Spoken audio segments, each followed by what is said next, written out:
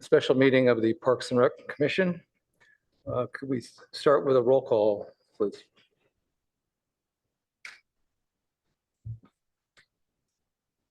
Chair Greenfield, Here.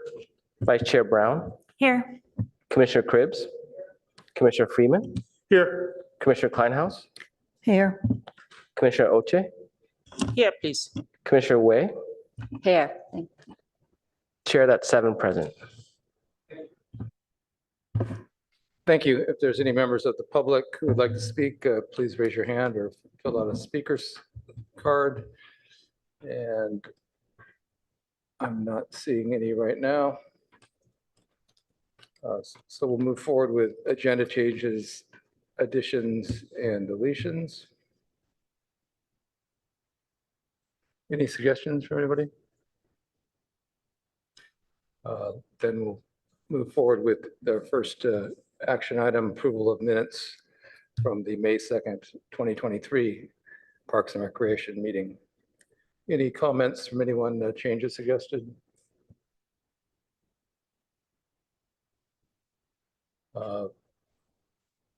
Without any changes, I'll look for a motion to approve the minutes. Make a motion to approve the minutes. I'll second. Thank you. Can we have a roll call vote on this, please? And if you weren't on the commission during this meeting, it's probably most appropriate to abstain from the vote. Thank you. Go ahead. Chair Greenfield, Yes. Vice Chair Brown, Yes. Commissioner Cribbs, Yes. Commissioner Freeman, Yes. Commissioner Kleinhaus, Yes. Commissioner Oche, Yes, please. Commissioner Wei. Yes. Chair, if you could address Commissioner Wei, please.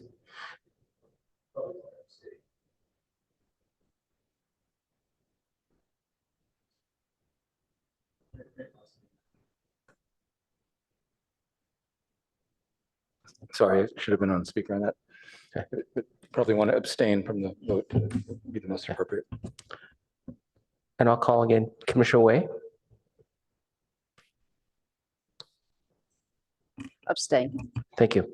Chair, that's a 6-0 vote with Commissioner Wei abstaining. Thank you. Okay, next up is the city official reports, and look for the department report, please. Good evening, Darren Anderson with Community Services Department. Trying something new today. We'll put this on a PowerPoint, see how it goes. Recruitment, we're still recruiting for the 2 assistant rangers and 1 open space technician position, and for the division manager for open space parks and golf. Recreation programs and events, middle school athletics program finishes up this week, and it was a successful season, providing opportunities for 1,171 middle school students in Palo Alto. CSD summer camp begins June 5th, and spots are still available to select camps. Please visit cityofpaloalto.org/enjoy online to see more about those. And at the last commission meeting, I had mentioned this Twilight series concerts coming up, but I think it might be handy just so you can see them until we get to the dates. The 4th of July Festival and Chili Cook-Off returns this summer at Mitchell Park from 11 a.m. to 3 p.m. Staff are recruiting for Chili Cook-Off teams. It's always a bit of a challenge to find enough teams to compete. If anyone's interested, Sharon Eva, Community Services Manager, can be contacted for more information or visit our website, cityofpaloalto.org/July 4th. Project updates, the replastering project at Rinconada Pool. I was informed by the facility staff, Public Works today, that there's just a couple minor things to wrap up, but the lap pool had opened up on May 10th. The skate park, I think this might have been mentioned, but just to reiterate where we last left off, staff is working on the parking analysis, and we're setting up the contract to have that parking analysis conducted for us. The 2850 West Bayshore project, the fencing for that project is up, and they plan on starting early next week. What they're waiting for is for the utilities department to certify the pipe that they're going to be putting in. And they believe that'll be ready to go and in hand next week. Again, approximately 2 to 3 weeks for the sewer installation, approximately 6 weeks for the park restoration. And by that, I mean the reestablishment of the turf that will have been disturbed. Hopkins Park, you might recall at our retreat, several residents spoke to the commission and mentioned a challenge that they were having. I just wanted to let you know CSD staff is involved. We'll be meeting with the residents. We're working on scheduling a meeting with them next week. That'll include police department and representatives from the city manager's office. We talked also at our retreat about capturing our capital projects and maybe have this on an ongoing basis so you can see the status. I don't have the most, not all of these have updates on them. Some of them do, and I'll walk you through on the few that I do have. So the Baylands Boardwalk Piling Repair Project, the meeting with the regulatory agencies in June is tentatively scheduled, and we'll be discussing repair options, the permit process for what that would look like, et cetera. The Baylands entry gate replacement, I think that'll be an early FY24 project in combination with CSD and Public Works working collaboratively. The Bullware Park Improvement Project, planning on construction will be this summer / fall 2023, all the way through fall 2024. Cameron Park Improvement Project, we're targeting early FY24. The Coverly Field Restrooms Project, I'm sure you would like, I would like as well, an idea on when the thing will go in, when's our installation date. I don't have that yet. Well, as soon as I do, I'll make sure to update this and share it with you. But the next step in the process is June 19th, council will approve the purchase of the restrooms. So on several of these, the next 5 or 6, I don't have a timeline or an update other than they're going to happen in FY24. And specifically on the Mitchell Park Dog Park project, the timing for that to go out to bid will be after the Cameron, Ramos, and Robles projects go out successfully to bid. We are having challenges with our bidding process. Some of these projects are being bid 2, even 3 times. Challenges are either not enough bidders, maybe we only get 1, or oftentimes the price is far outside our engineer's estimate and our funding. The Ramos Park project is one of those examples where we had to go out for a second bid, and it didn't end up with the results we were hoping. So we're going to try something a little different in packaging it with another CIP, hoping we hit a monetary figure that maybe is more attractive to additional contractors. So that one will go out to bid with Robles. And then the Rinconada restroom project is tentatively scheduled for spring 2024. And Chair, that completes the department report. Thank you, Darren. Love the new format. Thank you. I'm assuming that will be posted as a next to the agenda, or posted within the agenda. That would be great to have every week or every month, and easy to refer to back to at a glance. So thanks for the work on that. Commissioners have questions for Darren? I do. First of all, Darren, thank you so much for doing that. It's great, and I'm sure we're all really happy about that. How long does it take to do a parking study for the skate park? I have never done one, but planning staff who had connected me with the consultant seemed to think it was relatively quick. I'm thinking a month or 2. I'll know more once I get this contractor on board and locked into a contract, when I have got a schedule. And as soon as I do, I'll let you know. And does it make a difference if you're studying the traffic in the summer pattern as opposed to the fall and winter when the leagues are in session? You know, I'm curious to know a little bit more about that, whether they need Okay. to see it or whether they've got data for our region that can be extrapolated for the whole time period. I'm not quite sure, but as soon as I learn more, I'll let you know.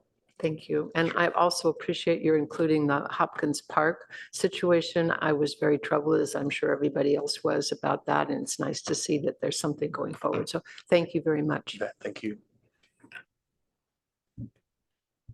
Others? Nellis? Yeah, thanks, Darren. I appreciate the format as well. You mentioned that I guess there's some issues with bidding on various projects. Could you kind of give a little bit more input on that? Is that something new? Is it a process that you guys are looking into? And what kind of changes are you thinking to implement to make that a better and faster process, I guess? Yeah. It's a multifaceted issue. Part of the problem I'd say the last couple of years has been our purchasing department has been pushed to the limit with limited resources and lots of requests for putting things out to bid. So that process has been slower than I think we would like. And recently, I think they've dedicated more staff time to it and have a process that seems to be going a little bit quicker, which is great. The most recent struggle is more on the bidders, the end result, either not enough bids or bids that feel to staff as though maybe they don't really want the bid and they're giving this really high price to say, we'll see if they take it or not. That and just construction costs have gone up. So a combination of all those factors, I think, are resulting us in seeing bids that are much higher than we anticipated.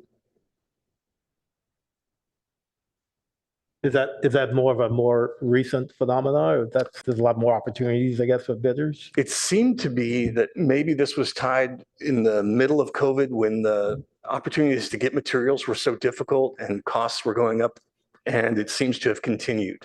So I don't know the full rationale. I'd hate to offer something that's really a guess, but I can say other departments have noticed the same thing.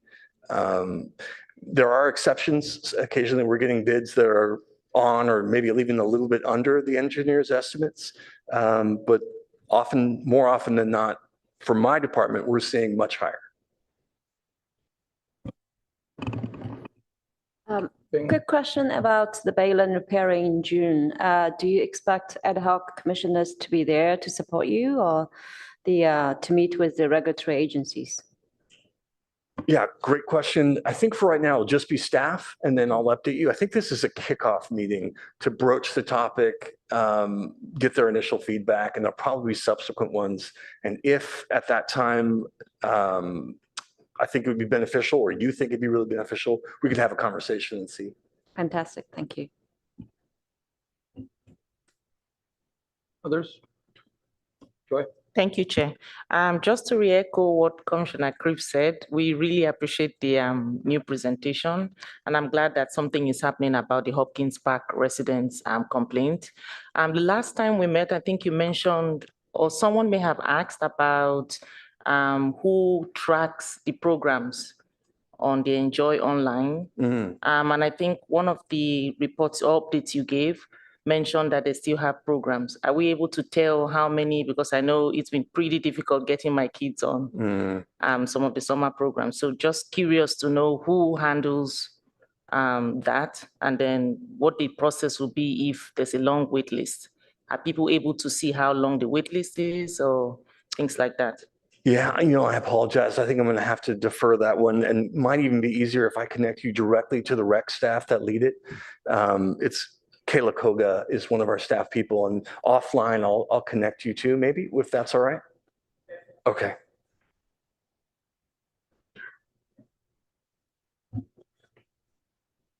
Anyone else? I have a few questions. Great to hear the parking studies being done, but I share Commissioner Cripps' concerns about how the study is done. I know that, for example, some traffic studies in the city have actually been done over a single day, which is really not concerns about how representative it is and accurate. And look forward to getting information back to the commission on how that's being done.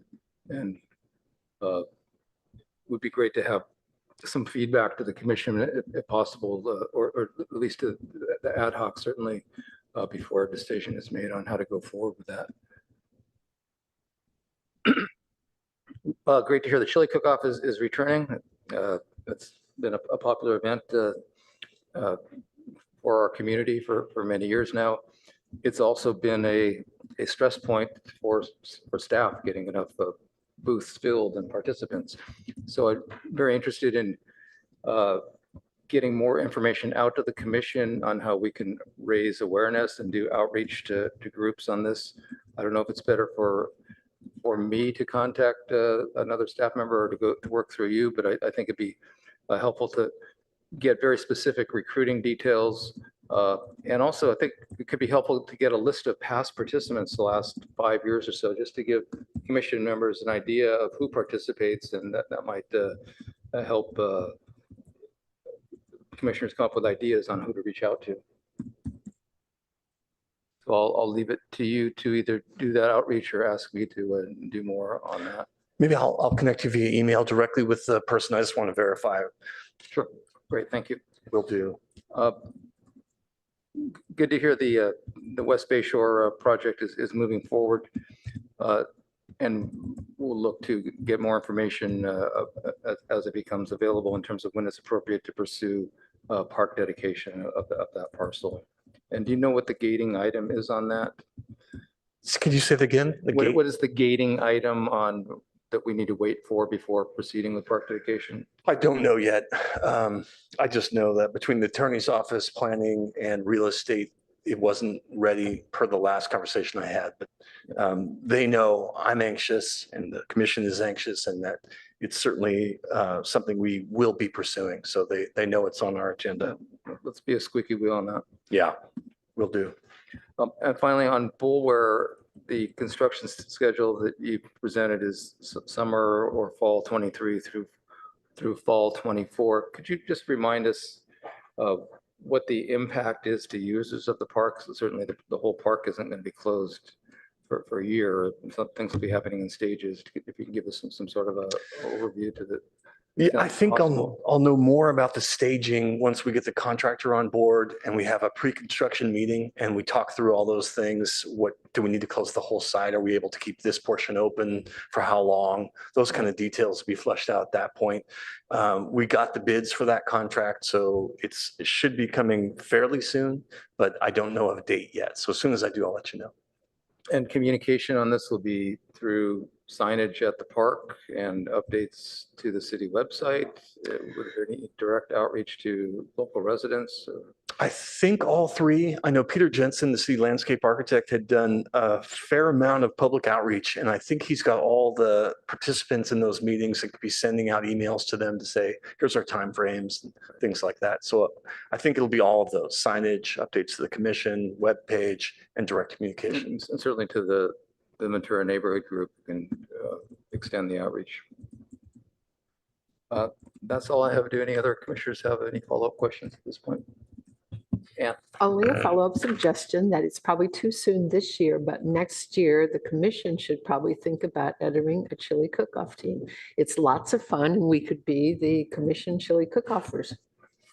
That reminds me of, thank you, Ann. That reminds me of one more question. Will you be will the city be soliciting parks commissioners to be judges in the chili cook-off, which could be some conflict of interest if they're participating? I have done that in the past, and it's been fun, and it's been a little bit of a perk to get to not have to wait in line to taste the chili. That's definitely a plus.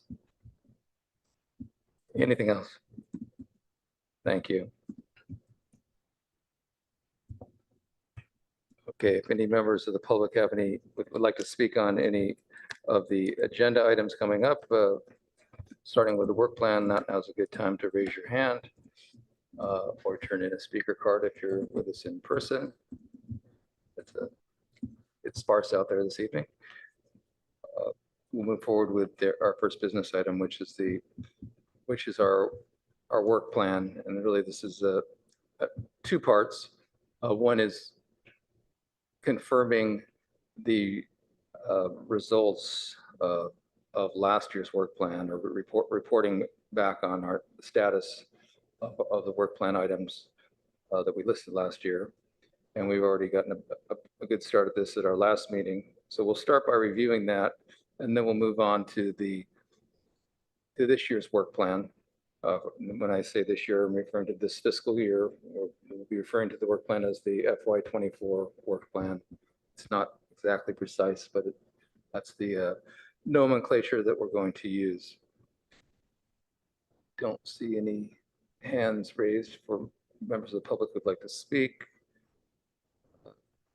So we'll start by jumping into the first part of this. I'll just for everybody's information, this is an action item. We will be voting on this. We'll be voting once at the end. So we'll be compiling everything that we'll be voting on into the draft work plan, which staff will be displaying. and working on updating as we go along.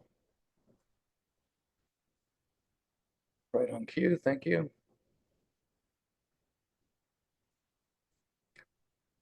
So we'll start by reviewing, well, let's go ahead and, On the top? let's go ahead and look through the top real quick. You Just bet. as a quick refresher. Just scroll up a little bit. So the purpose of the parks is at the top of this display. And then everyone just read through this on their own, just to real briefly. You can scroll up a little bit more, please.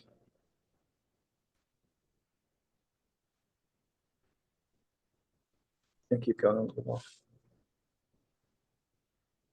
All right. Nothing too controversial here. Let's continue down. So the mission statement is the purpose of of our commission, and this is coming from the city municipal code, essentially. But our goal is we're an advisory body to city council on policy matters, and the areas of purview are open space, parks, golf division, and recreation division of the CFD. Let's go through prior year accomplishments now. I don't think we need to read through all of these out loud. I think what I think I'd like to do is go through each work plan item one at a time and ask the commission if anyone has any comments or change recommendations that they'd like to suggest for consideration. Start with the racket court policy. Any comments, questions? Okay. Moving on to rec projects and opportunities.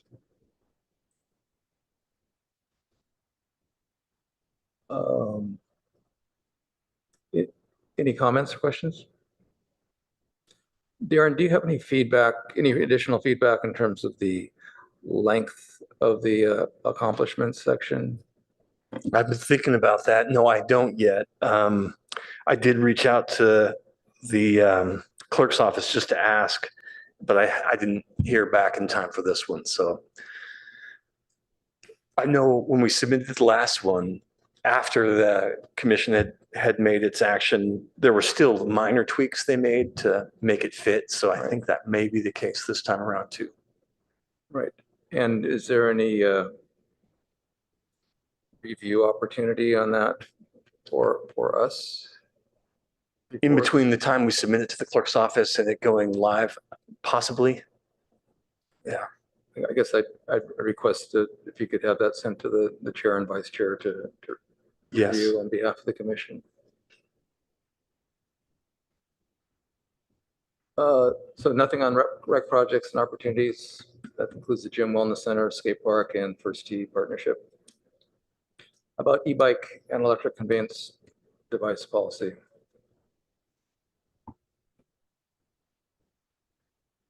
And do you have a comment?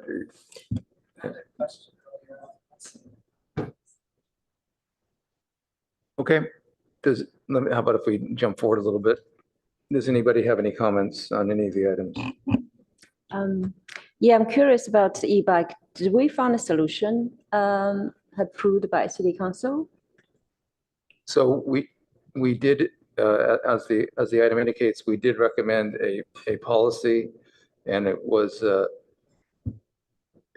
adopted by city council. And there's follow-up requests from city council to continue further investigation on some items, and we'll cover this directly when we get to the bicycle e-bike work plan item for this year, which is really a direct follow-up based on the guidance and the direction from city council. So there's no definite go or not go yet. Excuse me? There's no definite we're going to have e-bikes or not yet. Well, so what we did prior to the commission action on the recommendation and the city council action, there was no official e-bike policy for the city. Okay, E-bikes were covered under city policies and more of a basket that addressed bicycles and other things. There was no specific e-bike policy, so we made a specific e-bike policy recommendation. There were different. It's different for parks versus open space preserves, and that's the limit of our purview. This doesn't address city streets and things like that, which are part of the transportation department I see, and yeah. outside our purview. But of course, e-bikes are prevalent and becoming more popular yeah, with yeah, time in our community. yeah. Thank you. I will say on the subject of e-bikes, I wasn't not really crazy about a lot of the language that was kind of popularized in the press in terms of an e-bike ban. E-bikes are permitted in some places and they're not permitted in other places. Yeah, And there's a rationale for that, but it's not, to me, it's not as draconian as a ban suggests. yeah. Okay, thank you. Why don't we continue scrolling through the list, please? So fundraising, urban forestry, and parkland dedication. Any comments on any of these? On the fundraising page, there was a gap in what I printed out, and I see why now, because it needs to say webpage in there, and so it does, and so it's fine. Okay, great. Continuing to scroll down.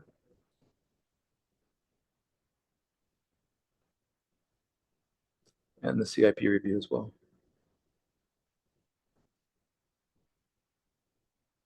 Okay. Then this will remain as is and will be part of the action, which we'll be voting on at the end of the evening. Darren, we might be able to get a little bit more vertical real estate if you click the little caret just to the right of the, there you go. Click on that. Yep. Okay.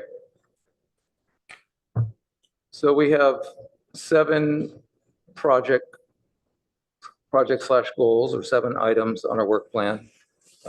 These map directly to the 7 ad hocs which we've established, and each of the ad hocs have met since our retreat and submitted updates to staff, which were included in the packet. Darren, you have some track changes displayed in aqua or light blue, sea blue. I can't explain the color of the track changes, but I can say that the ad hoc and I had discussed this, and we recognized that we inadvertently included part of a motion that didn't get approved by council. So we've track change removed these with the approval of the ad hoc after consultation with them. So if you don't like the color, you can try opening it again, or someone else can, because the colors are not locked in Word. They are random and they are specifically not able to be specified. So you're off the hook on that. Okay. So what was included in the packet is what was submitted to staff before last Wednesday. Is that correct? That's correct. Okay. And the changes which we're seeing are changes that staff is suggesting, or these include also changes from some of the ad hocs as well? In this particular example, staff and the ad hoc. Right. And I support that change. Any suggestions about how we attack the discussions on this?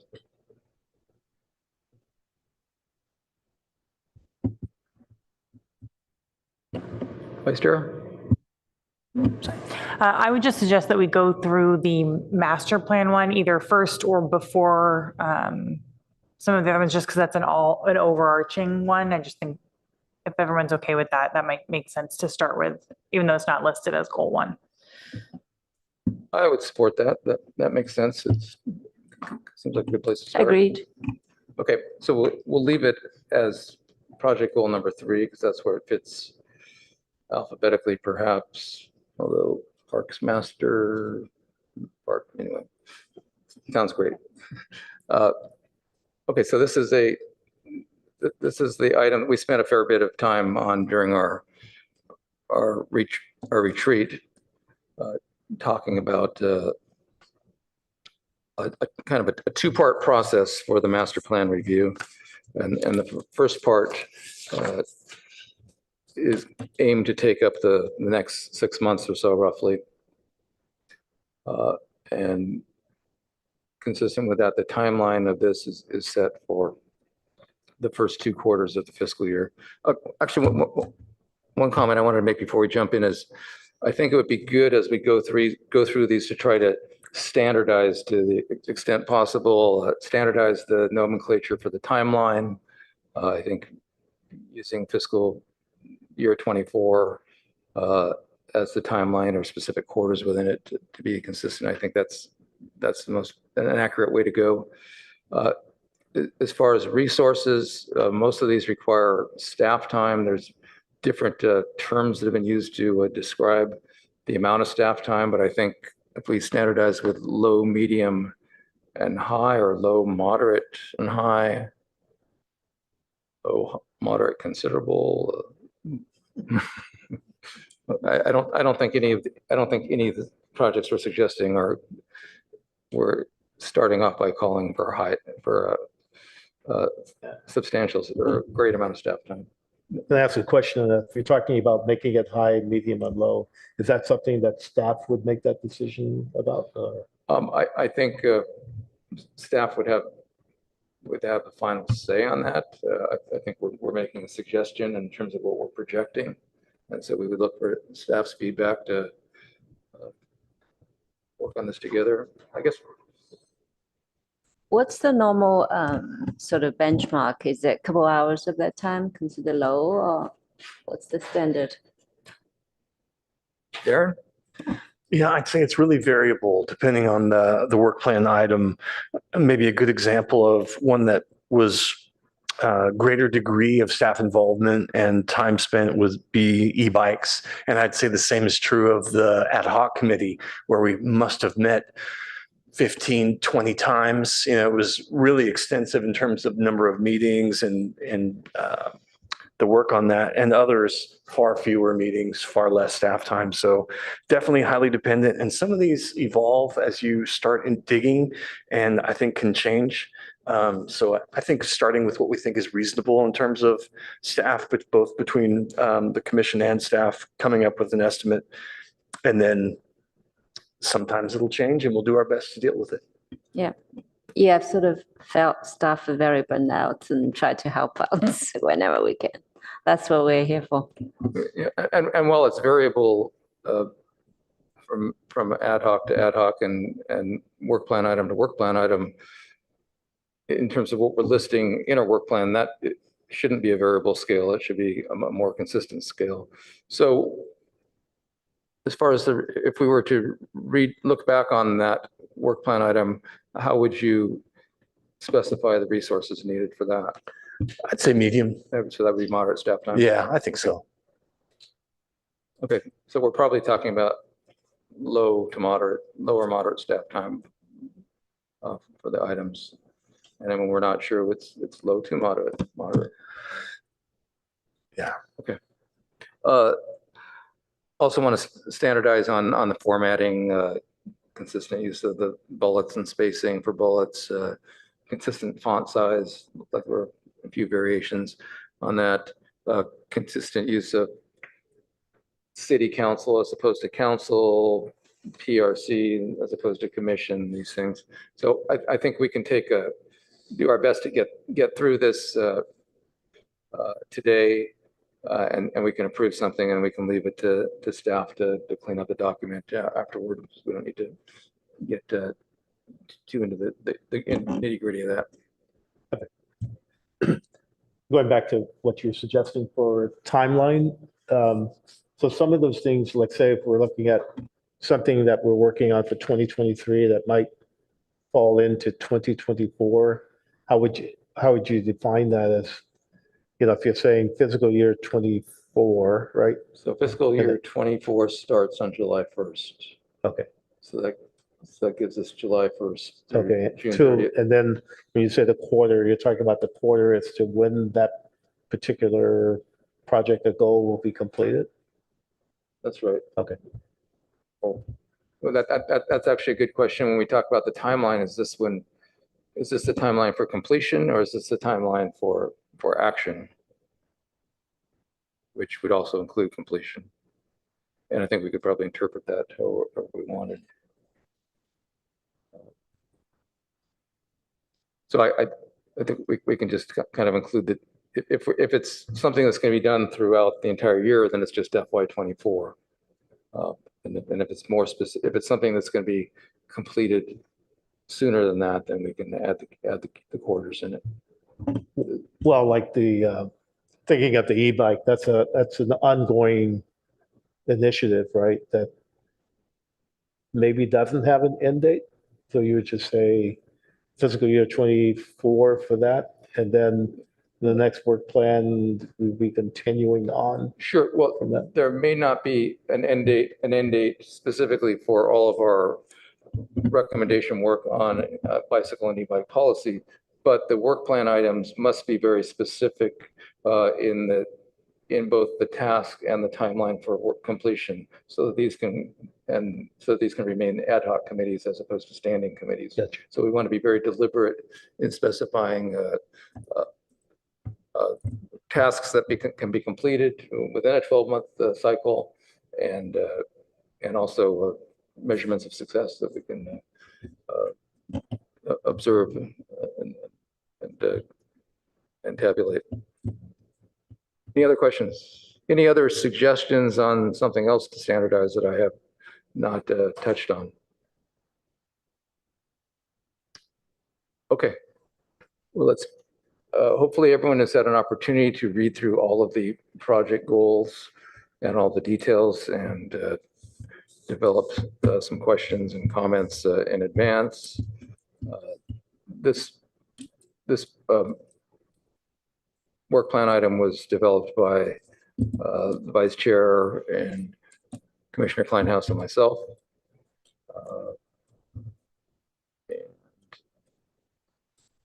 As we discussed in the retreat, it's the first step in reviewing, in taking a broad overview of our master plan, which we haven't done. It was developed in 2017. And so really what we're looking to do is kind of take a step back, dig through the master plan, make sure we understand the details well. Hopefully reached out to some of the original architects of the master plan for additional details that might get some help reading between the lines, and develop understand what the scope of our project is, and come up with additional tasks that can be that are manageable within this term, within the coming fiscal year. So this is there's a full expectation that we will be adding an additional work plan project and goal within the next 6 months to complete, to do additional work. And those are really the items that are specified as the lower priority items. And so we'll do, the idea is we would do a review. We would, as a priority item also, we would evaluate how the action plan can be used immediately to optimize the upcoming annual CIP process, since that is really one of the more time-sensitive pieces within this. How do we get back on track at using that, or decide that it's not appropriate for us to use, but to evaluate it and come up with a recommendation. So those are the three priorities, and the measurements of success are preparing a report on the planning and implementation process, and take a look at the action plan and do whatever we need to do to optimize the upcoming CIP process consistent with the master plan, and to develop a new work plan item that we would agree on as a commission for additional work. Any other members of the ad hoc want to comment on this? Any questions from commission members? Any comments from staff, suggestions? No. Okay, so we're consistent. So that this is the timeline nomenclature we'll use, and low to moderate staff time.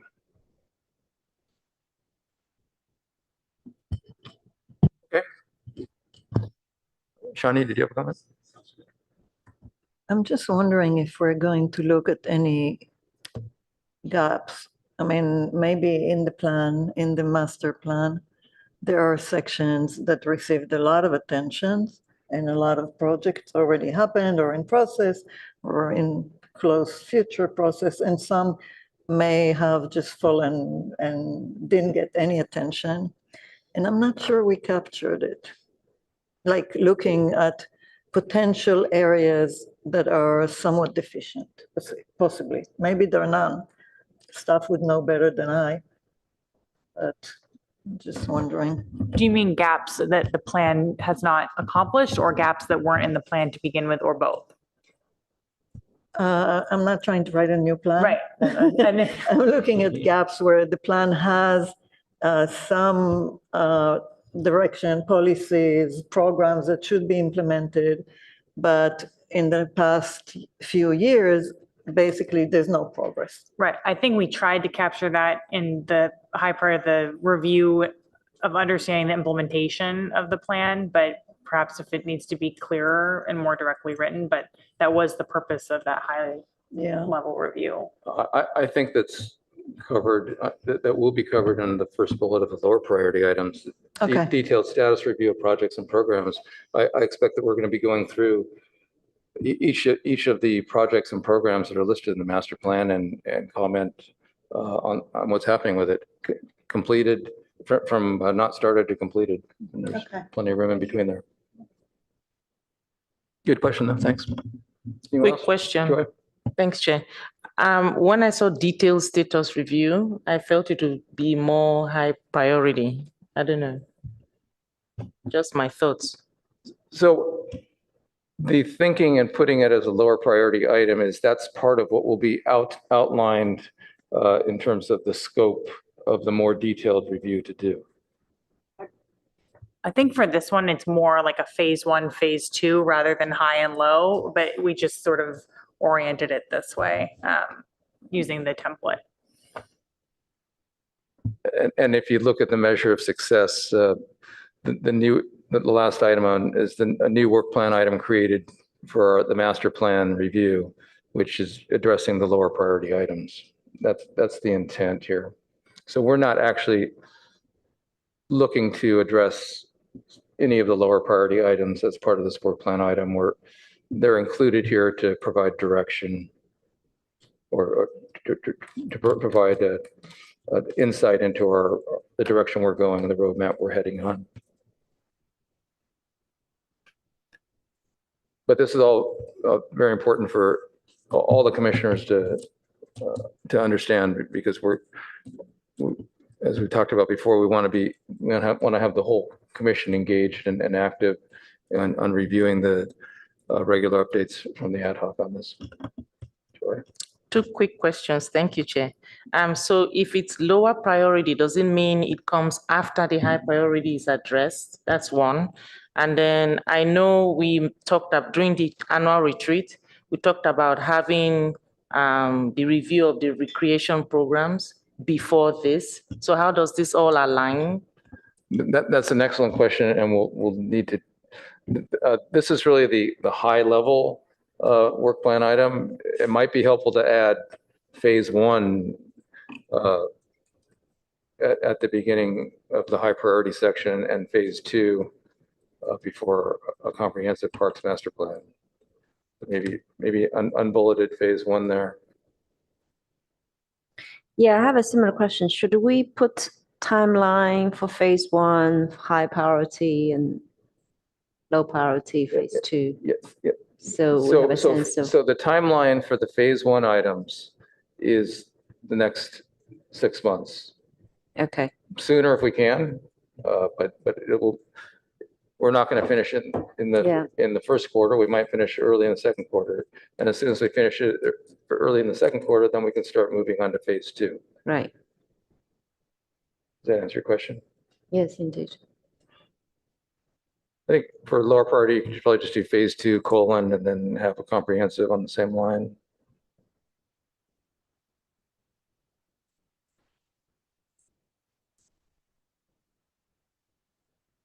Okay. So is this, obviously it's clear there's some questions about this to members of the commission. Is there something we should do on this item to make it the intent more clear to people who are reading this without the background and benefit of having been in a meeting discussing this?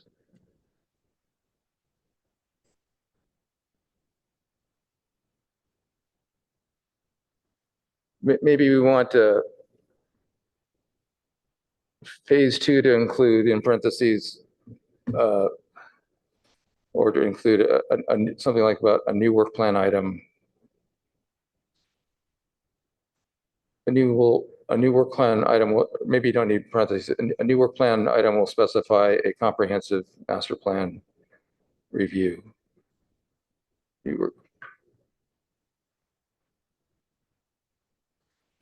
new work plan item. Is that, I don't know that we want to specify. Will It's outline, consider, will outline, yeah, will outline, something. sure. Will outline.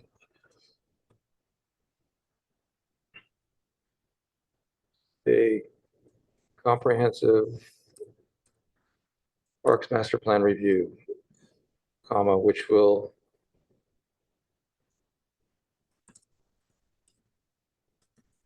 okay.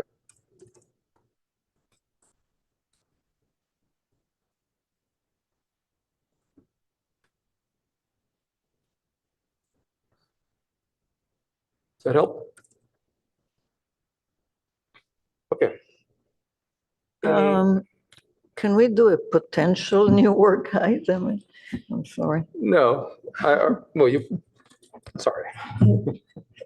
I don't think there's any question that we're gonna come up with a new work plan item recommendation. Okay.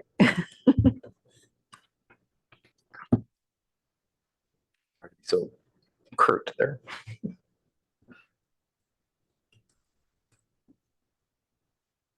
Oh, sorry. Under the upper right box where it says no, I think you can add master plan policy 2.g and 6.a.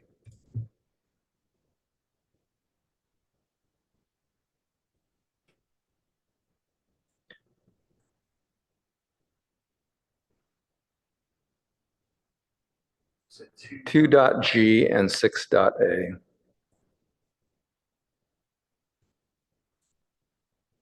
And you can delete no. Great.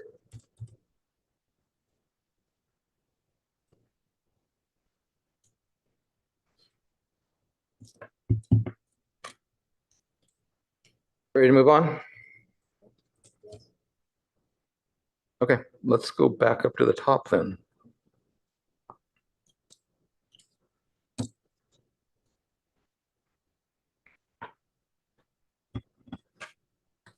Chair, is there a way that you ordered these, like 1, 2, 3, 4? Should not the review of master plan be the first goal? I think Maybe it that's doesn't probably, matter. I think that's probably a good idea. They were ordered, I believe, in the order of the ad hoc. The way they came names. in? Maybe. But I think it probably makes sense to put that as one. And maybe for the time being, you just want to change the number on it one and can do some cut and paste cleanup on it later. It implies prioritization. I don't have a problem with putting that one first. But I'm not sure that they're not equally important. Which is the second one? I The don't know. e-bikes? I just think they're all important. I think they're all important too, but it felt to me like we were using the master plan as a overarching way to look at the work that was being done this year. But Okay, Okay. so let's put master plan first and we can consider as we go on how to order the rest if we want to change the order. So scroll down just slightly. Great. Okay. And scroll up just slightly.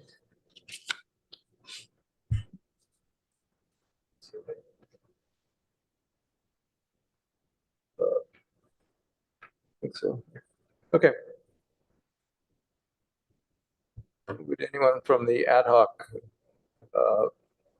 which is Nellis and Shawnee, like to speak to this?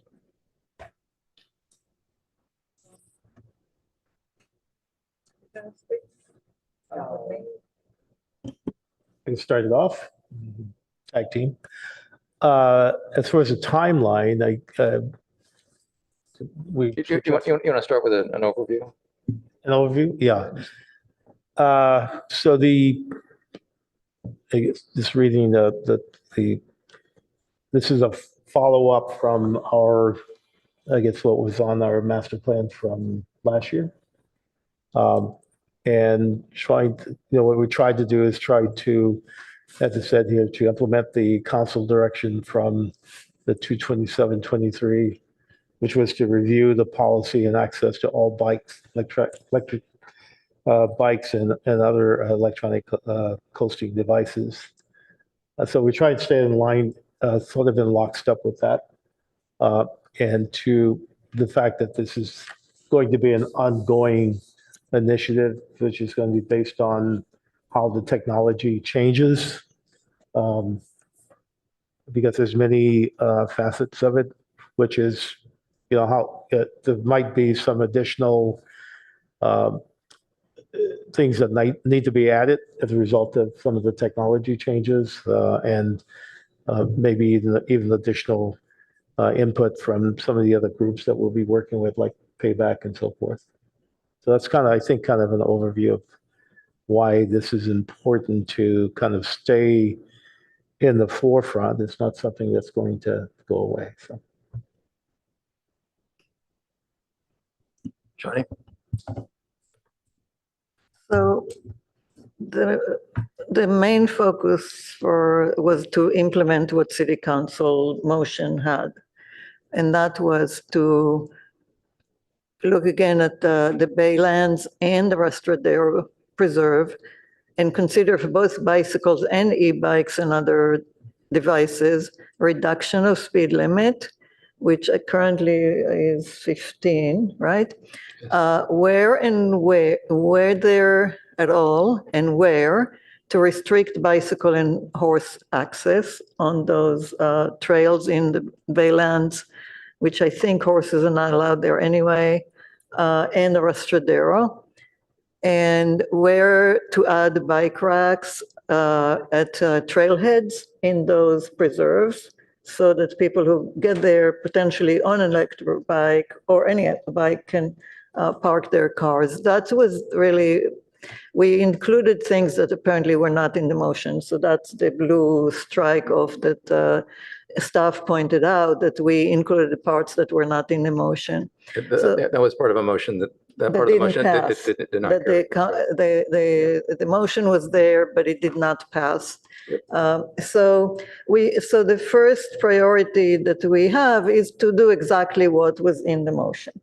But in addition, like Nelly said, there are other things that are evolving and we have an interest in them. So even though that was not directed by council, we included to continue monitoring of the evolving technology and potentially what's happening in that landscape. So we couldn't put that as the first priority because that was not what the city council directed us to do. But we still have an interest in that.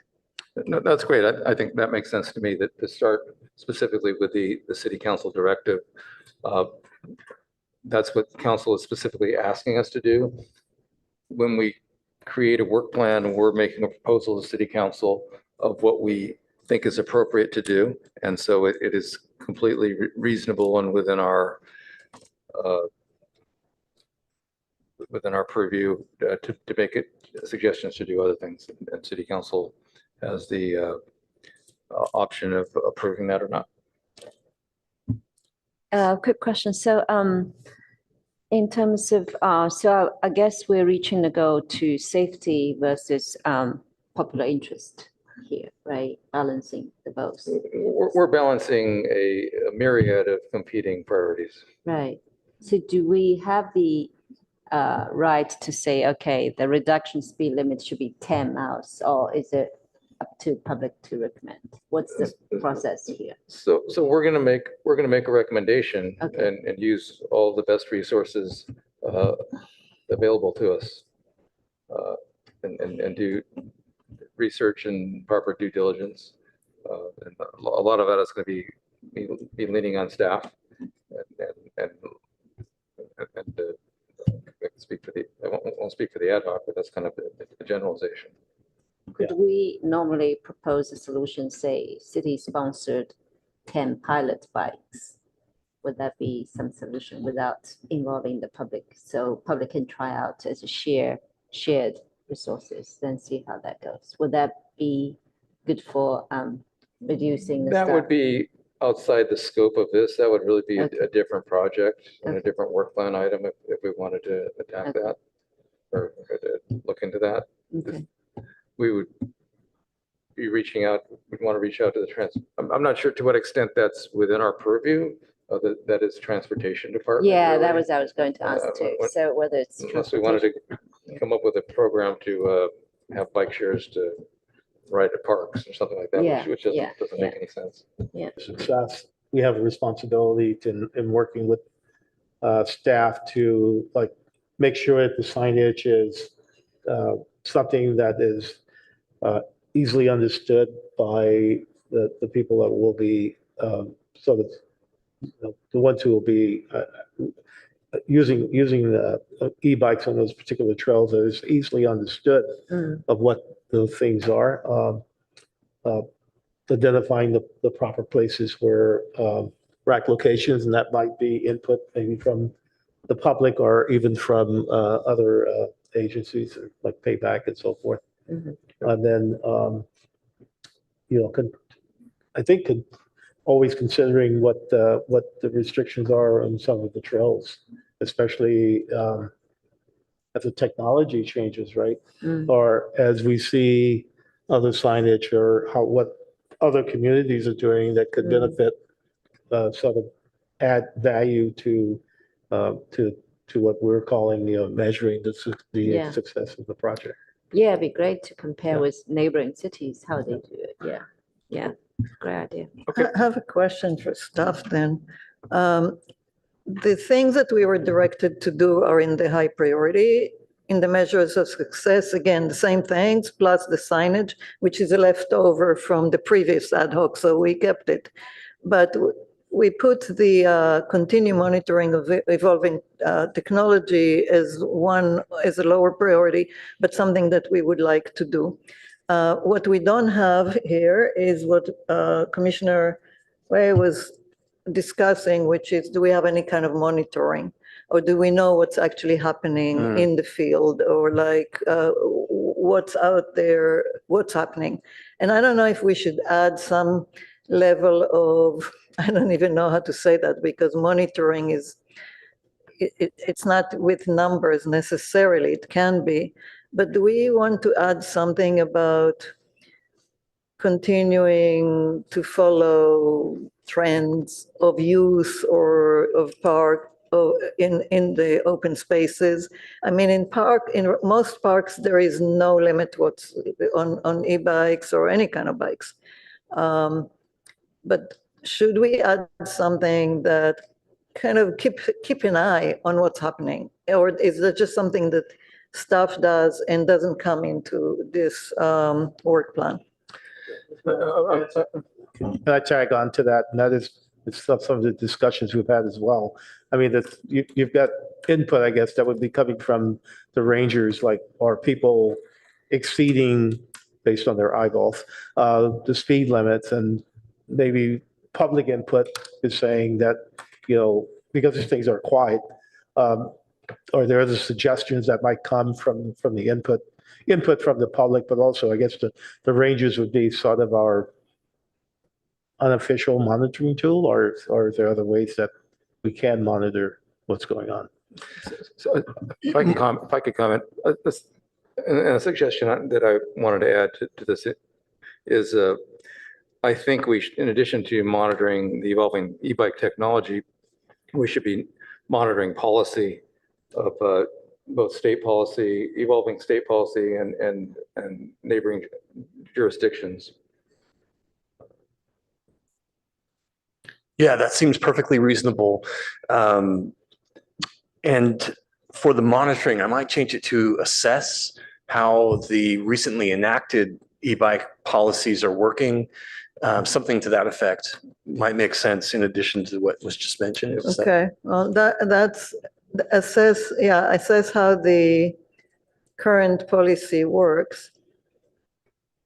But I don't know that we don't need to expand it to all bikes like they told us, which is not only e-bikes. Yeah. Well, I think if there's a specific bicycle policy that you would want to make a recommendation. Then we have to do that anyway for those specific trails, which may need to have some level of, okay, yeah, that makes sense.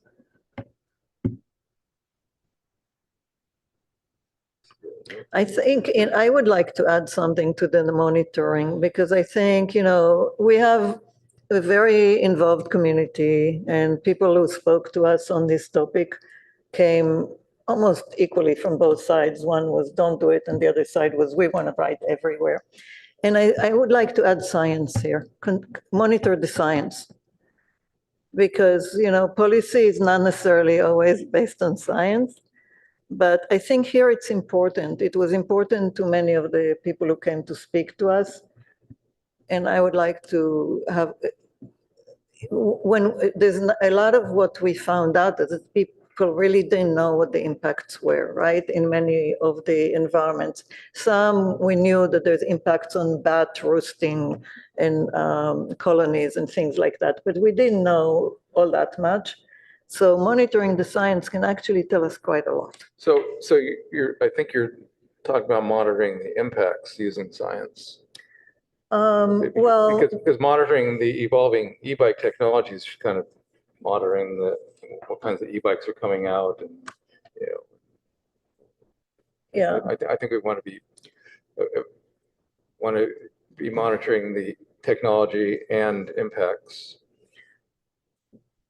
Yeah, Well- you have the protecting habitats and wildlife in your beneficial impacts. I'm wondering how you monitor that and whether it's the quantity of e-bike on our open space, such as Bayland, would cause problem for that. It's just like, like speedboat in the lakes, etc.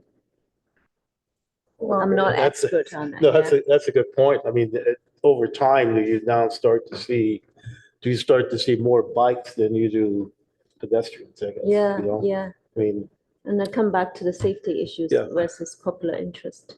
That makes sense.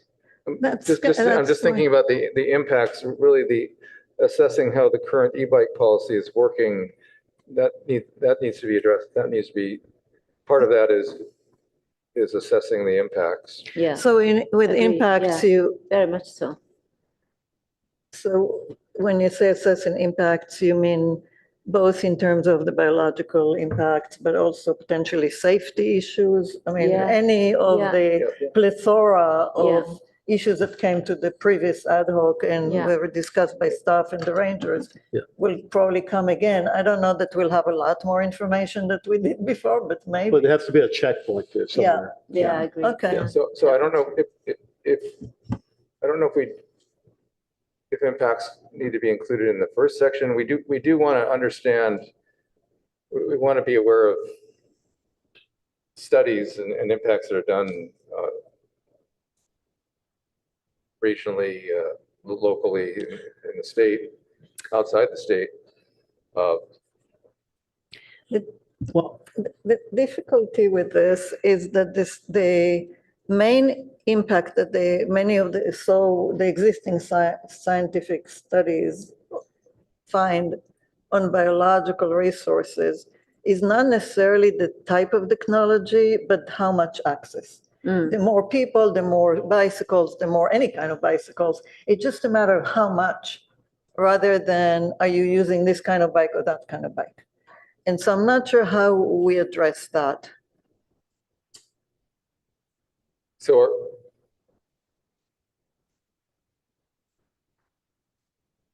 are we looking to monitor evolving e-bike technology and impact analysis and state and local policies?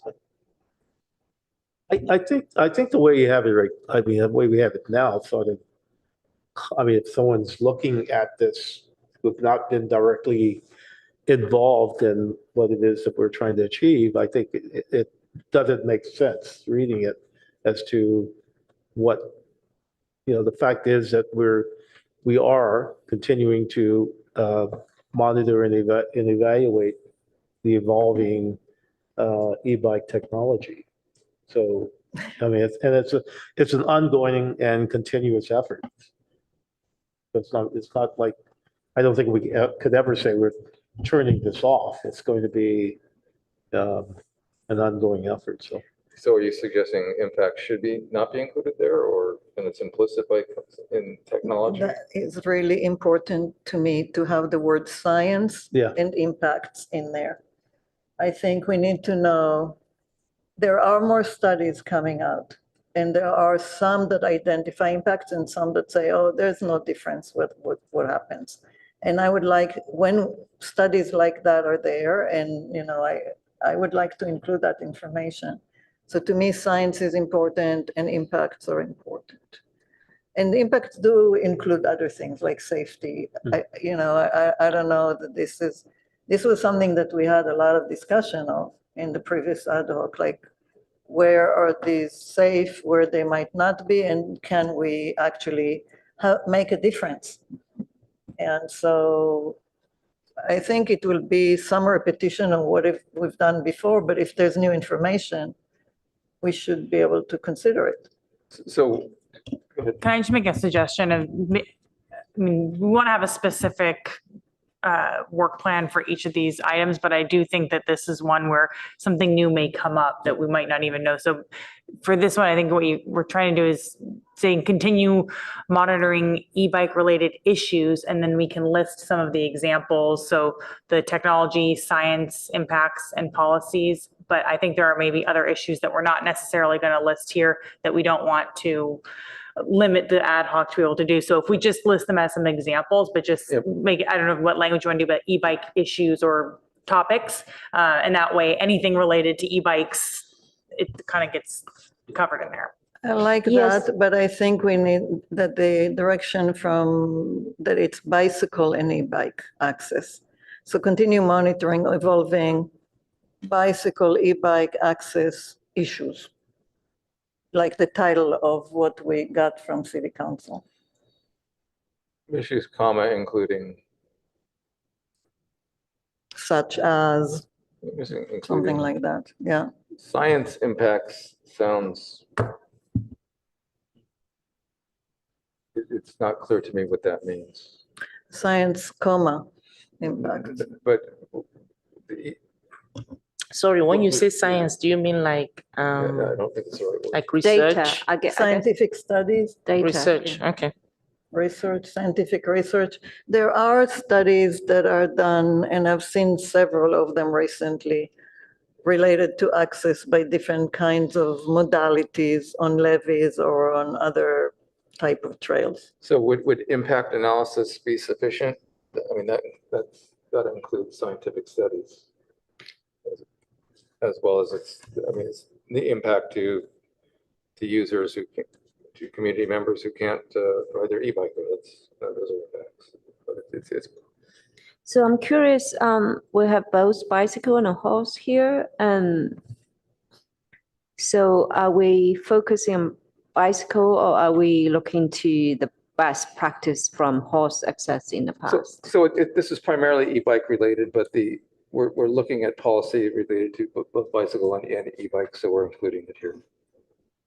Okay, so if we have the concern for the environmental impact for e-bike, do we not want to put it into high priority and leave it in the low priority? So it's the similar issue of speedboat in the lakes, right? And the people popularize it, I don't know, 60s, 70s, and later realize how much impact they give to the fish and etc. Are we, at that phase as well? I'm just questioning. I'm not an expert on that. I think it's reasonable to put the council directives as the high priorities and the other items as the lower priorities, but I see. I think we're probably digging into this a little too deep. Okay.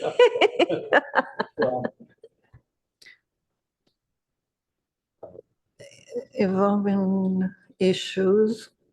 So the technology evolves, science evolves, impacts don't evolve. No, the impacts are evolving. The impacts, as the usage evolves, the impacts of the usage evolve. And I don't. But I think we had discussed this. I mean, because I think if you said environmental issues, you're saying that does not cover science. I mean, you're really looking at whether or not there's an impact to, if the increase in electronic e-bikes or scooters or whatever it might be over time, is there an environmental impact as a result of that? I mean, so do we want to be monitoring not only the technology, but also looking at what the environmental damage is or potential? I'm back to the fact that impacts are not only environmental. There are impacts, there are conflicts. I think part of the reason they sent us to look at horse use is because there are conflicts between equestrians and bicycles. There are other conflicts that we will be looking at because of the high priority that we're directed to do. I like the word science if that is difficult for scientific studies, but if that's a problem, you can keep just impact. I guess because there's so many things. There's so many things you can wrap around science, though. It's broad. It's not specific, I guess.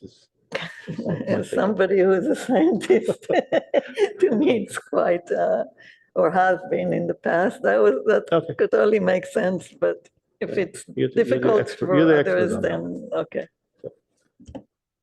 I would vote for omitting science. It's confusing to include it to me.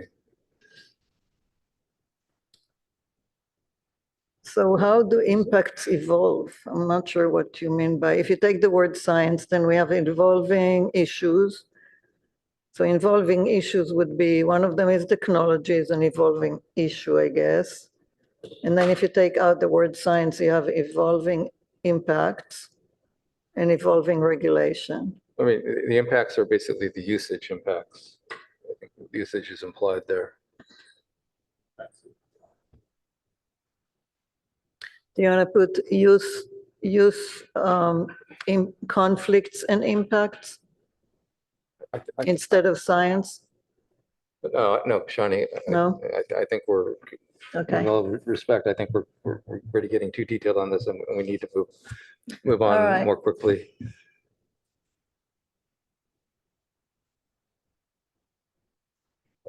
I'm going to suggest that we remove science. Aaron. Okay, go ahead. Frank. Other comments on things? I have a number I could start with. Go ahead, Joy. Just one quick question. So when we say develop signage, do we mean the wording, the content?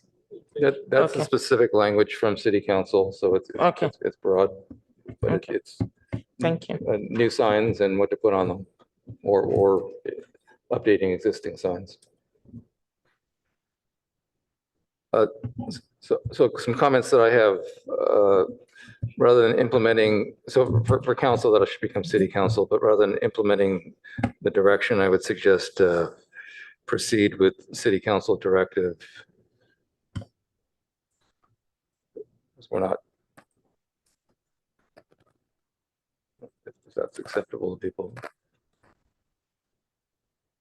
And it's city council to review policy and access.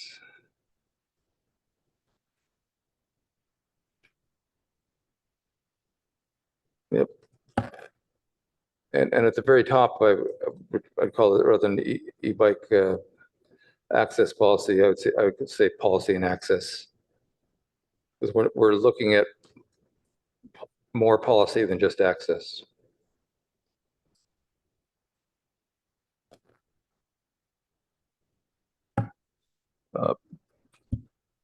Arrestadero Pearson should be reversed. It should be Pearson Arrestadero.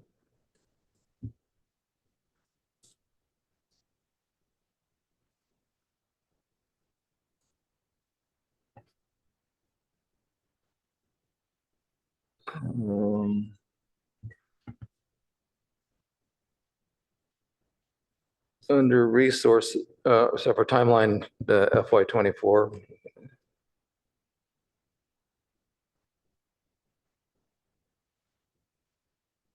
Under resources,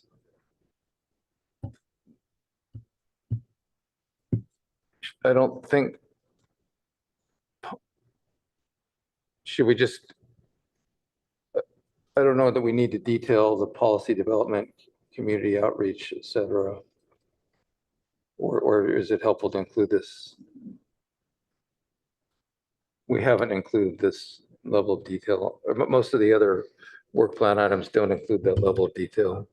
That's fine. I'm not, I think it's okay to remove it. We copied it from the previous Sure. item, so it's just what it was before, but it's okay to shorten that. Low to moderate staff time.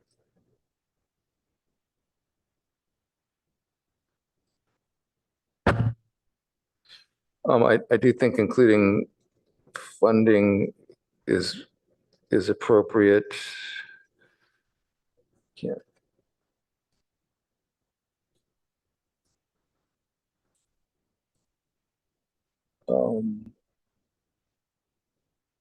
Can't see what you have there.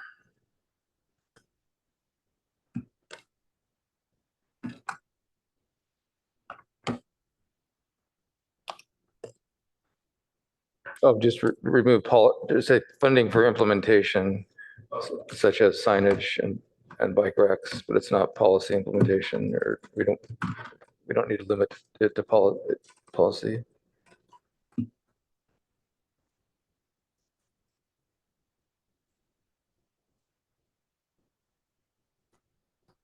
Okay. Under the state mandated council approved box, we can include master plan policies 1G2 and 2A7.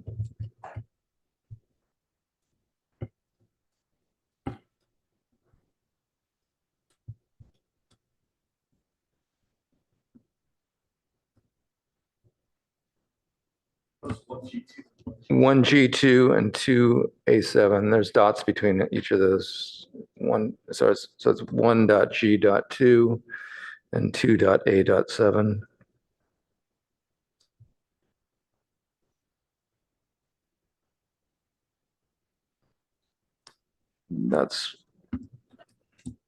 That's That's what I have. Others have any comments on these suggestions?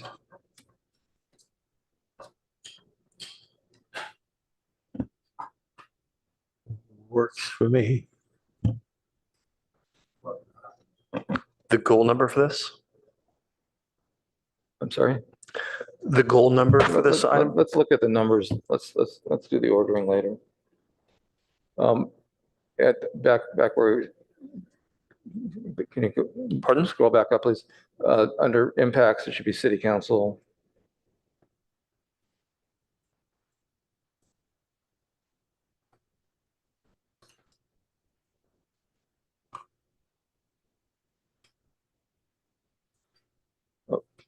And one thing I'll note is,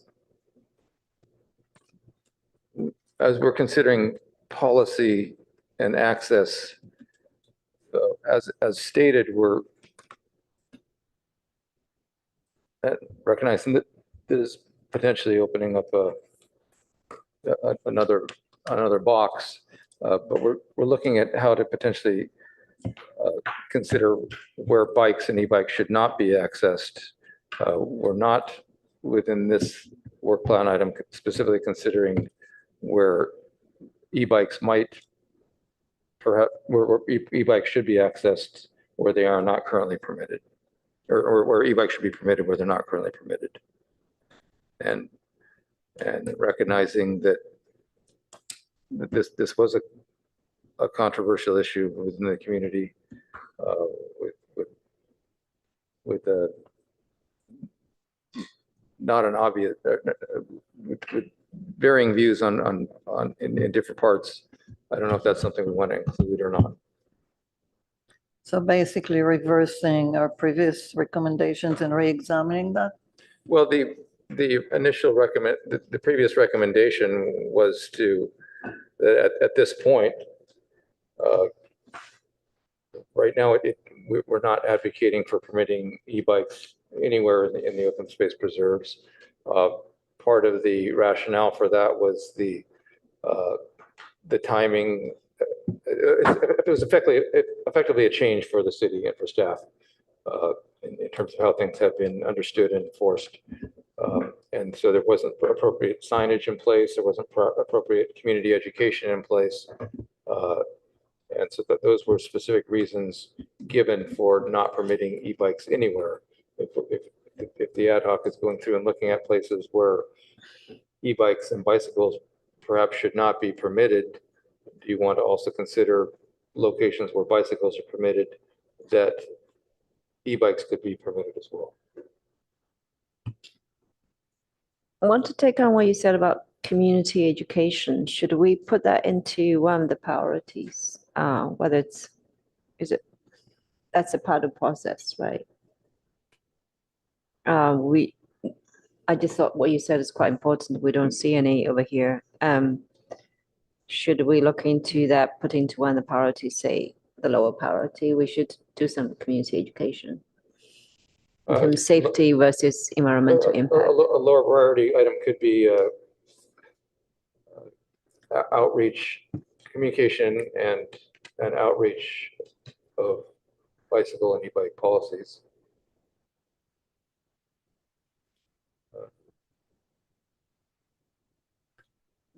I think that puts the amount of staff time that we'll need back to equal what it was last time.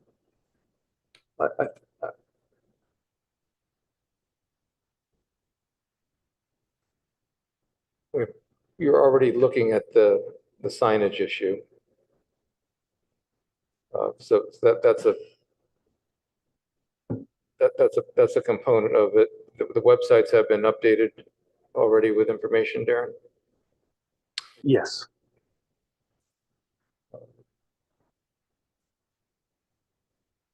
So I don't think it's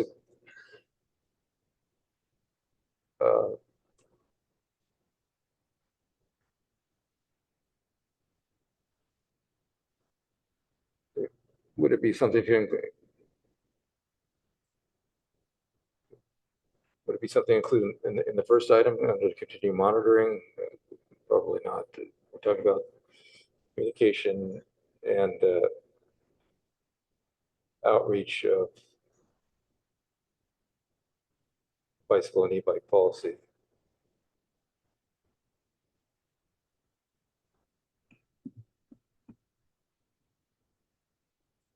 So is that in the resources or is in the low priority?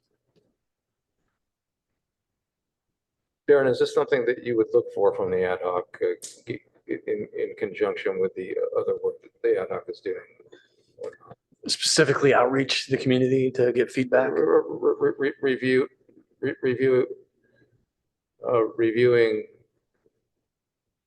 Review bicycle/e-bike policy, communication, and outreach.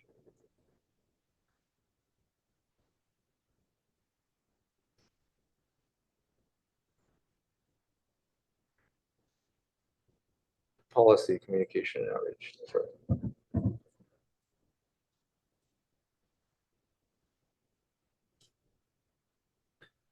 What do you think that would look like? Just like in broad examples of, I mean, it's getting feedback from the community and for payback in terms of I see. how is the web? I mean, the ad hoc had asked payback, the pedestrian and bicycle advisory committee, to review current signage and website information and recommend back on how that could be updated, be more effective. Are you asking if that should be the responsibility of the ad hoc or the city staff, or working in conjunction with both? The question to Darren is should this be something the ad hoc is assisting with? Yeah, in the example of the signage, it's, I think, definitely in staff's plan, vet that immediately with, we've already developed it, sit down with the new ad hoc, go through it, and then to the payback group and do the And same. the signage component is specifically directed by. Yeah, council, specifically and that's signage. part of the high priority. I guess it would depend on if, could this or would this be a fresh analysis on the last point you made of, are there places where e-bikes are currently not allowed that should be? How about continue monitoring instead of review? Sure. That's not, that makes it kind of a light action, perhaps? Sure. So Or is do that, you, what are you monitoring? I'm sorry. Are you monitoring the communication and outreach, or? basically you're trying to look at the effectiveness. Ultimately, you're trying to improve the effectiveness of policy communication to the community. So you have how the current e-bike policy is working. So do you say communicated and working? I'm not sure what this actually entails. Or would it be an ongoing review rather than monitoring? I guess it can be, I guess it, maybe we're better off not including it. It just could be part of the assessment of how the assessment of the current Yeah. e-bike policy. Fine.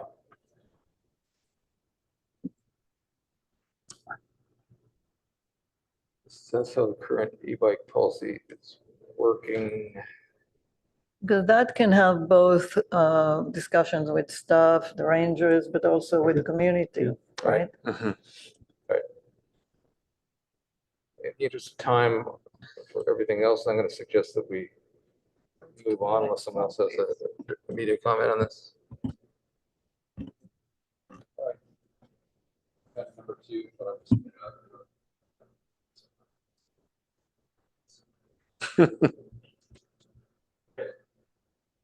Student grants.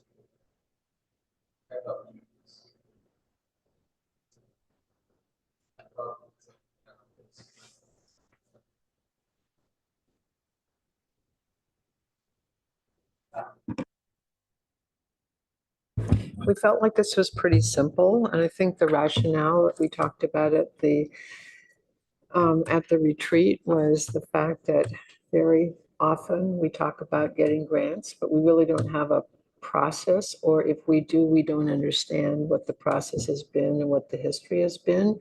And so we kind of wanted to have a discussion about if grants are really important to community services, or if they create more problems than they solve.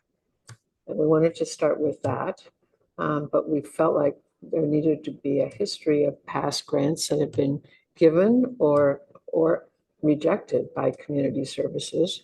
And then what we could do to help going forward, recognizing that there's just no staff to do this. And there are times that you can get a grant to do a planning grant to get a grant, but I'm not so sure that that's appropriate in this case. And so we just tried to make this simple, and we didn't think it would take a really long time for sure. It's 24, and a measure of success was going to be one grant if we decided to go ahead with it once we found out the information, and of course working with the staff. So Joy, want to add to that? Yeah, thank you, Commissioner Krebs. Like you mentioned, it's something we've been talking about, and it would help to progress what the next steps would be. I just want to add or re-echo what you've said. Part of the measure of success for us, like a performance metrics, would be to be able to get at least one grant. And we're hoping that we'll be able to access volunteer grant writers. I'm not too sure how past grants have been, received or got, but it might help to set perspective on how we want to move forward with this. And also to open the opportunity for interns who might, want to help, or kind of like, we're looking for how we can use resources that might be available that we're not really leveraging on right now. So we're also hoping that besides that as well, that we all know how the grant writing process can be, tiring and, very demanding. We're hoping that we can also support to make this a reality, because it's something that the city will be able to, gain from. I don't know if you have anything to add, Commissioner Wei. Yeah, I'm echoing both of you. We had the discussion on that, and the goal we try to reach is actually try to reduce staff's bandwidth or additional responsibility. So we hope to, if there's existing, say, spreadsheets or etc., have the past grants, we can take it from there to establish a process, maybe recruit local high schooler or college students in the city to help grant writing and identify one grant per year moving forward. If that looks okay for the staff bandwidth, or if you have a past history of existing grants. Just to add to what you just said, Commissioner Wei, another thing we talked about was which projects do we need to focus our spotlight on that would need grants? So that might be another important piece we want to shed some light on. Vice Chair, do you have a comment? Yeah, I think I was confused based on our conversation at the retreat on the scope of this. I think the high priority says the discussion of the relevant grants necessary, and I thought it was more looking at holistically about the grant process and whether or not it was beneficial, the sort of cost benefit to it. So I guess I got a little confused in looking at this, where the measure of success is the one grant obtained for the year, but we're also looking at the use of grants. And I thought it was more looking at the process and figuring out what staff time would be needed for a grant in terms of the monitoring and implementing the grant. It's not just the writing of the grant that I think there's the lack of time for. It's the actual administration of the grant and reporting that also needs to be considered. So I guess I thought that the ad hoc was tasked with working with staff to figure out when is it worth it to pursue a grant? Then can we go get some help with writing the grant, only knowing that the grant is needed and that there's staff to actually support the administration of the grant. But I may have misunderstood the conversation at the retreat. Yeah, I think that's really well said. We had a little bit of trouble getting ourselves together, and we were feeling like we were coming up against the deadline to get it into the staff, because people were on vacation or away or whatever. And so I think at the last minute, we kind of, maybe I'm misremembering this, but we kind of threw in, okay, the measure of success would be one grant. But it really, for me, it kind of doesn't really fit in there. I'd be happy to remove it if my other commissioners would like to do that and really focus on the deciding whether grants are important for community service or not. So, and the process that we would follow working with the staff. I have a suggestion for the top level goal that might kind of set things in the right direction. It seems like, and work with the wording, but consider how to increase funding for city programs and projects through grants. I think that's ultimately the goal. We're trying to figure out how can grants be used to help us achieve what we're trying to accomplish. So that was consider how to increase funding for city programs and projects through grants. You want to say community services or city programs? Chair. CSD. Yeah, thanks. That's good clarification.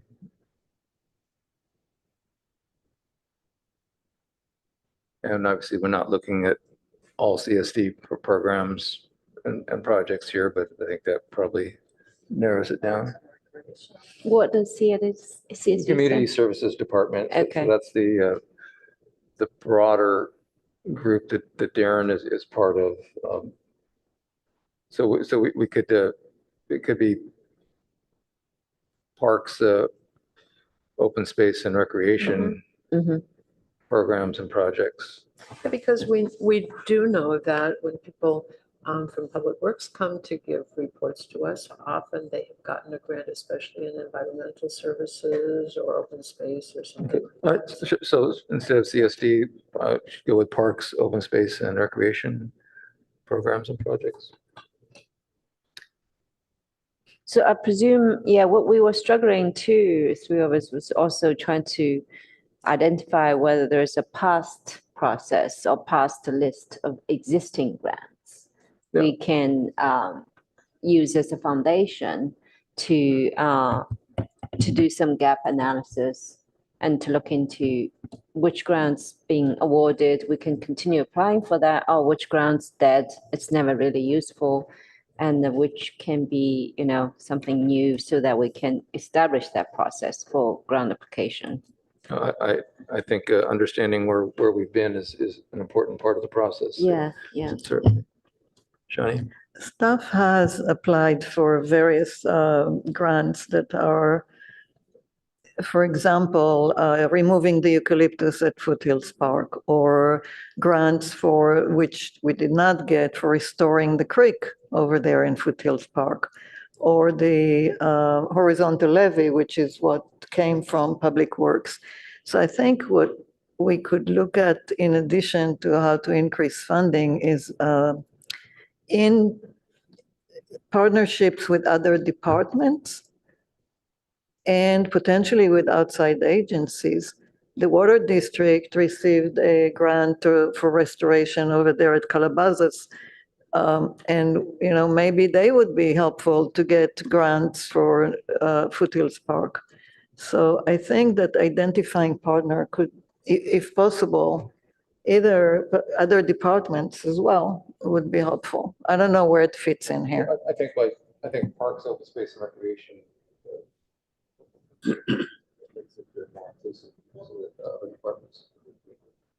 So question to Darren, we do have a list of past grants somewhere we can look into, right? I think we can put together a list. I don't know that I've got There is, one ready. okay. to hand to you right now. Would that be too much of time consuming? No, I to don't do think so. that? Okay. Yeah, that'd be fantastic. Yeah, Depending how far back. we're That's from true. there, yes. I guess, yeah, it's like last year is sufficient, right? We take from there. We don't have to look into 10 years ago. Right. Yeah. So let's look at the impacts then. So I think a beneficial impact is obtaining new grants, increases funding for programs and projects.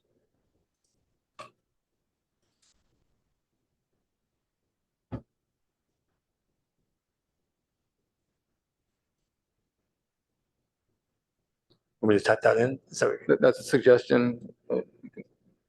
Sure, obtaining new grants, increases funding. to increase funding? No, the beneficial impact is obtaining new grants, increases funding. Oh, The Gotcha. beneficial impact is increased funding for programs and projects.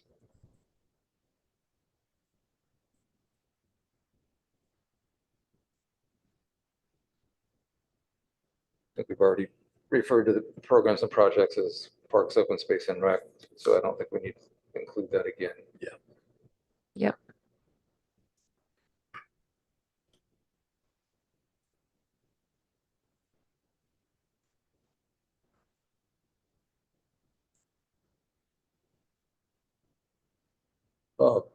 So as far as grants are critical to the community, PRC and community, that's not a beneficial impact in and of itself.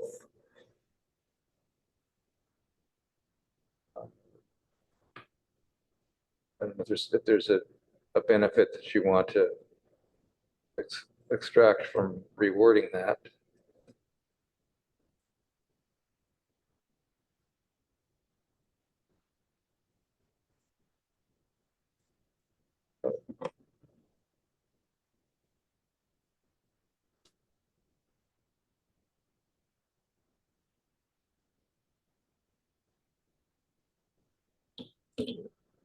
So as an impact Could- to reduce, yeah. go ahead. I was going to say, could you, for that second point that you took out, could we say obtaining new grant increases funding for programs and projects which are critical to PRC community service? Do you even, I mean, if you want to say that, if you, I think it's implied. it's implied, okay.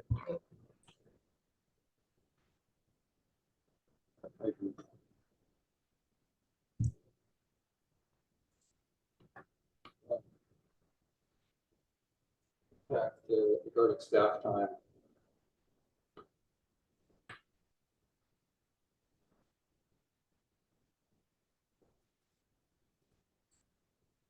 Hmm. Leveraging other resources to staff impact. Hmm.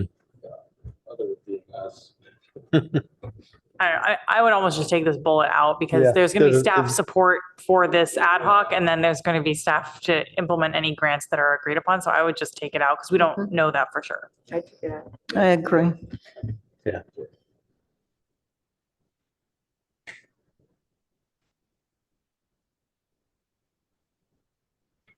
Okay, so then the resources needed.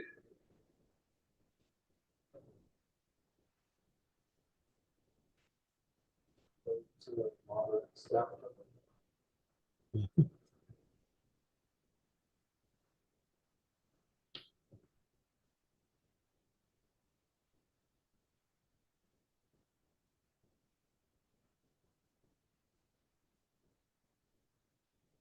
We don't know that we're going to use those volunteer grant writers. And these are ideas that could be explored. I think it was an idea to be explored that we didn't want to lose So it's not, track of and the resources consider needed, the possibility. resources needed, what is the measurable cost that city council should be considering? For this work? Thank you. thank you. So the resources needed is what are the measurable costs that city council should be considering to approve this work plan item? Okay, then the measure of success should be directly tied to the high and lower priority items. So why don't we look at the items first? High priority is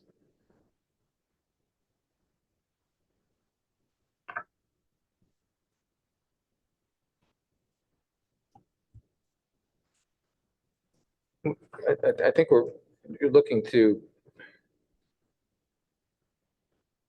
you want to look at the whole picture and try and figure out how Yeah. grants can be used to Yeah. how we can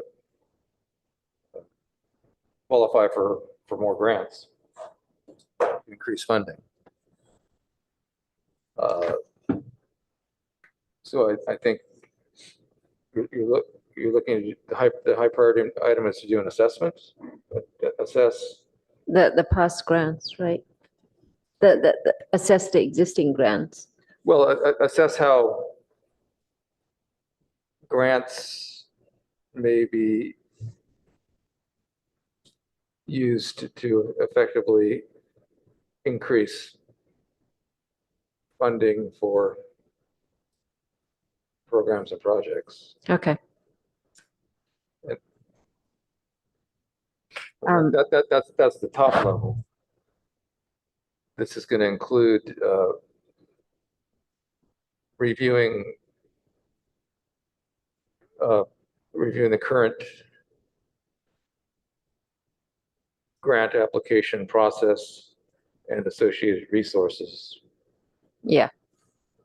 Yeah, well Reviewing said. current grant application process, associated resource, and recent grants.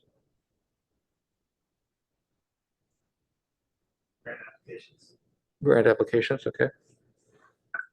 Whether or not they were successful. So we want to probably replace the and between process and associated with a comma.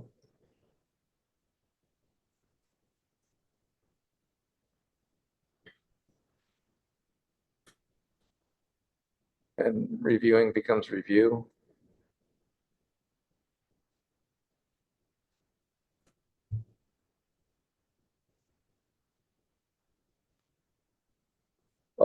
Maybe lower priority items become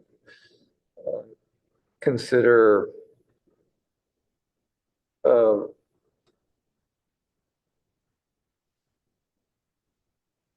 something about considering what resources would be what new resources may be effective in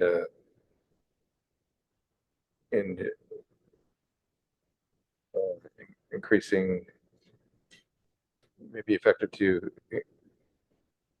increase grant applications. And the new resources means volunteer grant writers, interns. Can you add partnerships to Right that? after including partnerships. With new resources and partnerships. Yep. Quick question. It would be effective to increase grant funding. Sure. Yeah, quick question. Thanks, Chair. I wanted to confirm, are all projects or programs eligible for grants? Or are there specific programs and projects that, could go for grants? Just want to Depends on clarify. the grant. Yes, what I'm asking is, so we can be focused on what exactly we want the grants for.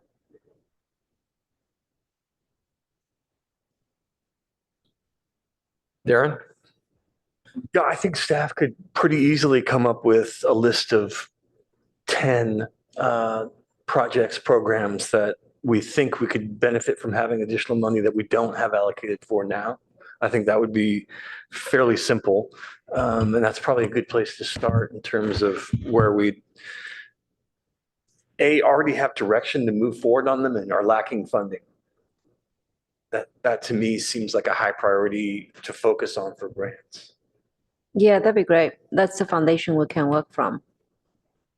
And also, secondary is the successful, like you mentioned, the recent grant application, which been successful as well.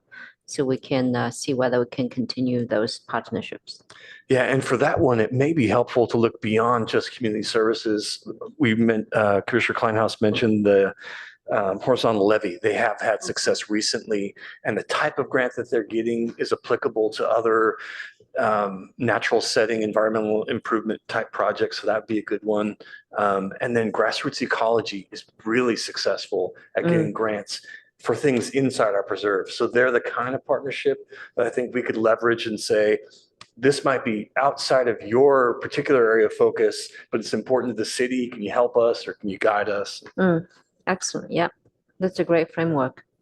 So maybe on the high priority item, we should start off by work with staff to assess.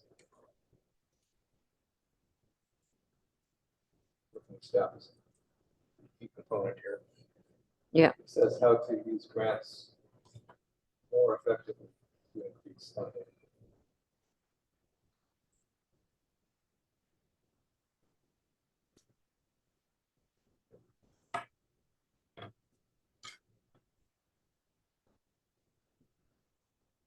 Under work plan items, we've got we can add program 5.G.4. Nonprofit grants groups seek donor funding, including foundation grants, but small. Chair, could I trouble you to Yeah, sure. reiterate that? Program and all of the items with a number letter, a number of programs, the policies are a number and letter. So I'll take that later. Some of those are it's 5.G.4.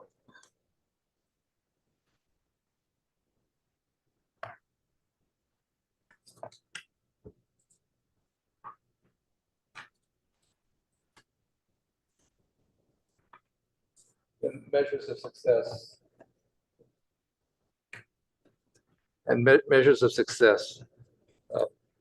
Back to the high priority, the high and low priority plans. We're not establishing a process for grants. Staff already has a process for grants.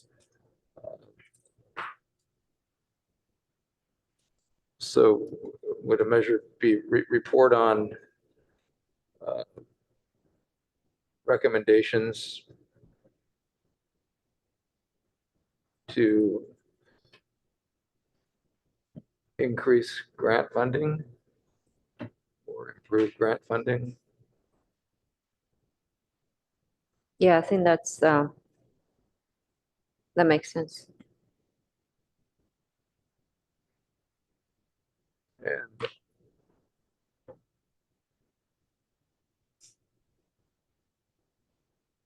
is it realistic to aim for one new grant? So we'd be and happy is to that- delete that without specific. And I mean, is that one new grant because of the actions by the commission, or hopefully staff will come up with one new grant? We probably can make that kind of matrix after we've done the review and look into the recommendation to see what's achievable. Some, takes a year to receive grants, some takes 2 years, right? Depends on what sort of grant you're applying and when is the deadline cycle, etc. So I want to. I think the horizontal levy took like 5 years. I mean, it's like, it takes a Yeah, long yeah. time. So some takes much longer. So I think maybe we wouldn't want to put that new grant per year as a goal.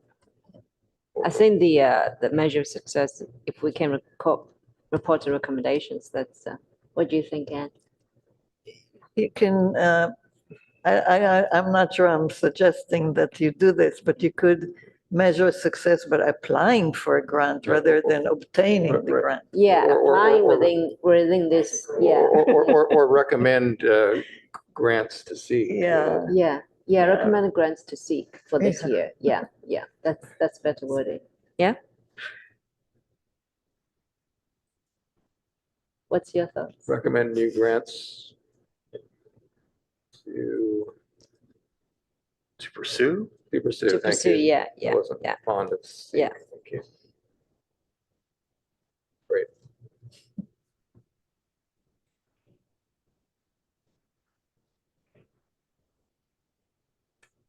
Anything else from anyone? Almost nothing black left on this one, so. But the, The NA. the spirit of it's there. Yeah, I think it's good now. Okay. Jumping ahead to number 4.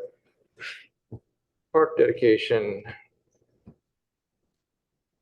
This was Vice Chair and myself. Andy, you want to run with us?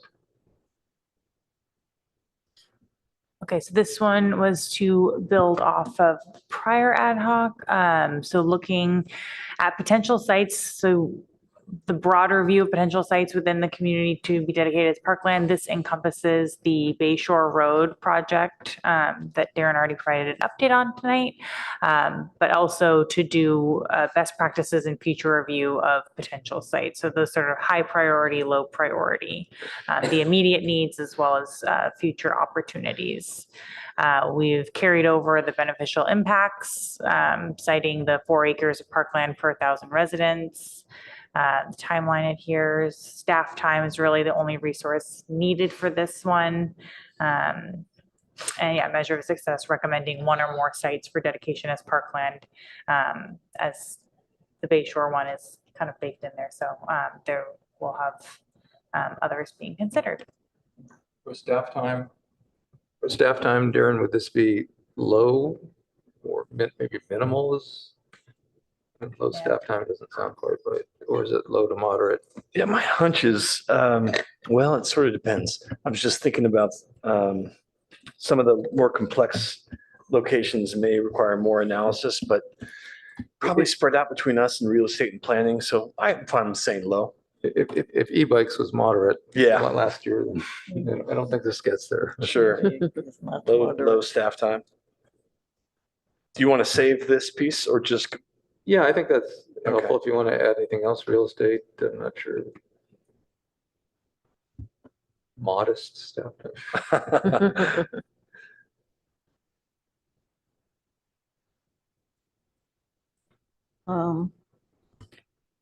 So in the beneficial impacts, increased parkland. I think many of the parcels or land that you'll be looking at is already used as parkland. So you may want to say increase dedicated parkland. Okay. There's some of the sites that I've seen proposed in the past are either have park or recreation facilities on them that the community uses on a regular basis. All right. I'm not going to suggest adding in perpetuity. Oh, please do. Okay.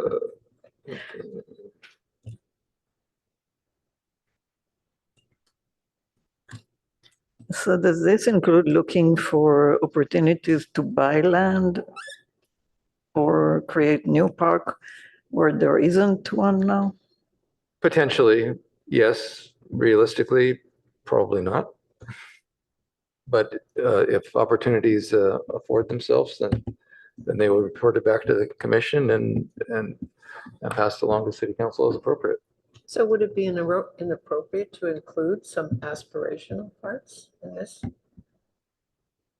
To include aspirational, Just that if there's an opportunity that comes along to buy new parkland, that it should always be something that we think about. Right, I think that's what the best practices for future review, like if the opportunities arise versus seeking them out, that would probably, that's be something that would come from the ad hoc. Actually, I think that's in the parks master plan. Yeah. And it's also the suitability of potential sites. Part of the suitability is the cost element. Yeah, but looking for opportunities it was either in the comprehensive plan or the parks master plan where it identifies specifically looking for opportunities that can come up and never return for parkland. Yeah, Okay, all the good. master plan items. Yeah. Other comments?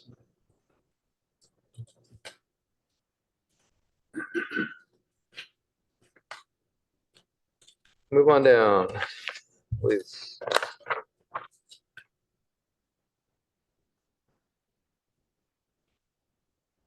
Okay. Playing fields policy and program review is Nellis and myself. Nellis, do you want to take this?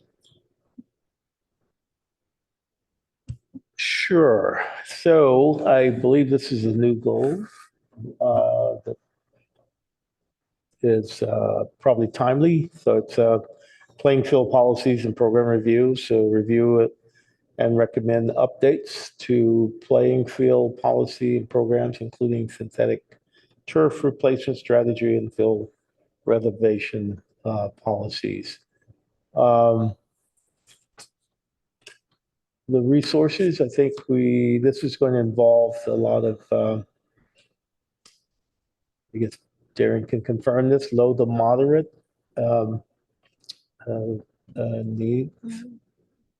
And the timeline is probably one that's going to transition across both fiscal year 24, maybe beyond, depending on what the assessments are. And we prioritize there's really two main aspects to this we're looking at. One is the recommendation on synthetic turf replacement strategy. And that's a higher priority item since funding for that hopefully will be included in the FY24 budget. And work might be commencing sometime maybe late fall, early winter. So the timeline was set for Q1-2. Maybe the timeline for the next item should be Q3-4. That's the review of the field reservation policy.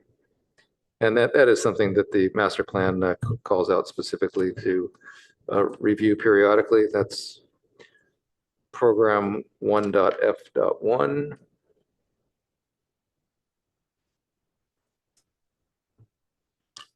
And we also can reference 2.a.3 and 2.c.3. That's 2.c.3 is assess the type of turf, new synthetic turf product or natural turf that should be used when replacing an existing synthetic turf field that is due for replacement. That's pretty directly applicable.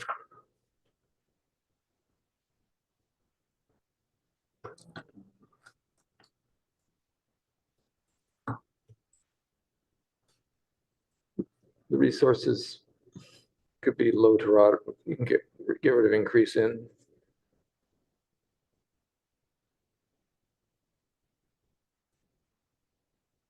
And a component of this is getting stakeholder feedback. Where does the replaced turf go? It depends. It's either recycled. Sometimes it can even be donated to other communities that have a need for older, mostly worn out turf. I've seen it happen. In fact, when we redid Cubberley, a portion went to an art project within the city. So various.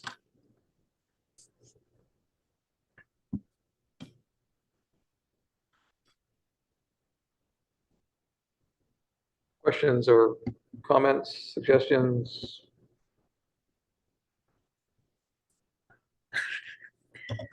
Quick question. A way to include with some of the stakeholders in working together to help fund the fields? Saying that, did we ever discuss that? There are some opportunities for grants with associations like soccer. I don't know whether we want to put that in or not.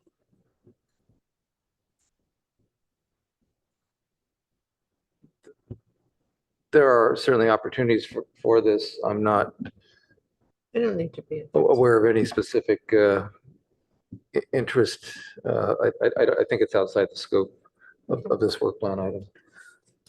Oh, What about another way to say end of life synthetic fields? Does anybody have a better word for that? that's what they call it. Is that what they call it? Okay. I think it's better than worn out. I actually thought worn out was better, but that's okay.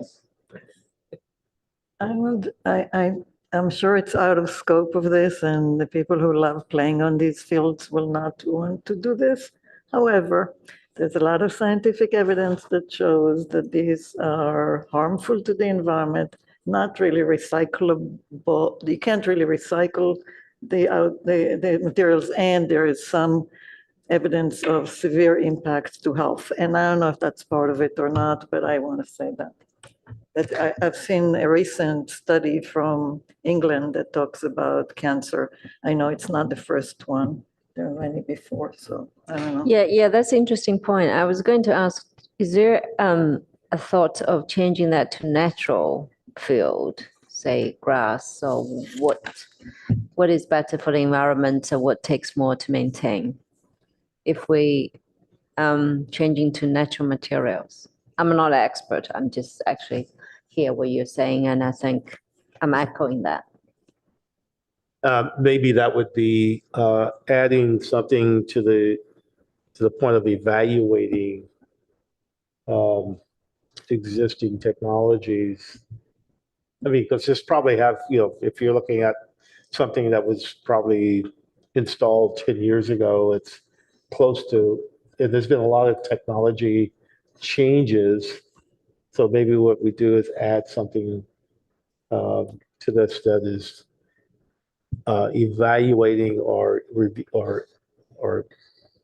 evaluating or reviewing changes in the technology that could be used. I mean, in some fashion. So I would suggest that this is within scope of what we have specified.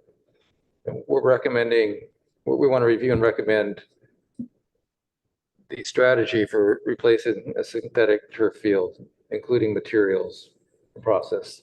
That's implying that it may be synthetic that we'd be replacing with, but it could be natural materials. Okay. That's within scope. I know that's the first point I'll say. In general,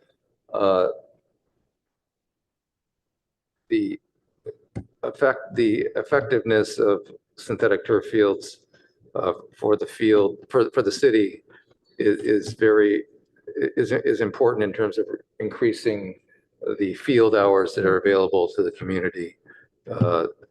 If the same fields were replaced with grass, they would not be usable for the same number of hours that synthetic fields are available for, because the fields need to rest, and they don't do well in rainy weather as well. So even in dry weather, the fields can't be used to the extent that the current synthetic fields are, and that's one reason why there will be no proposals to add lighting at grass fields.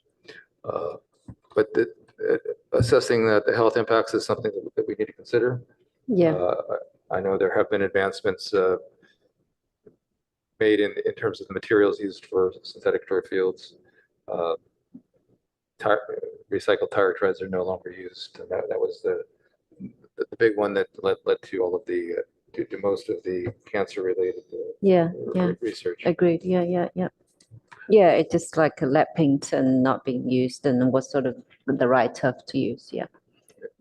And frankly, I spend a lot of time on these fields. If there's a health risk to it, I'd like to know.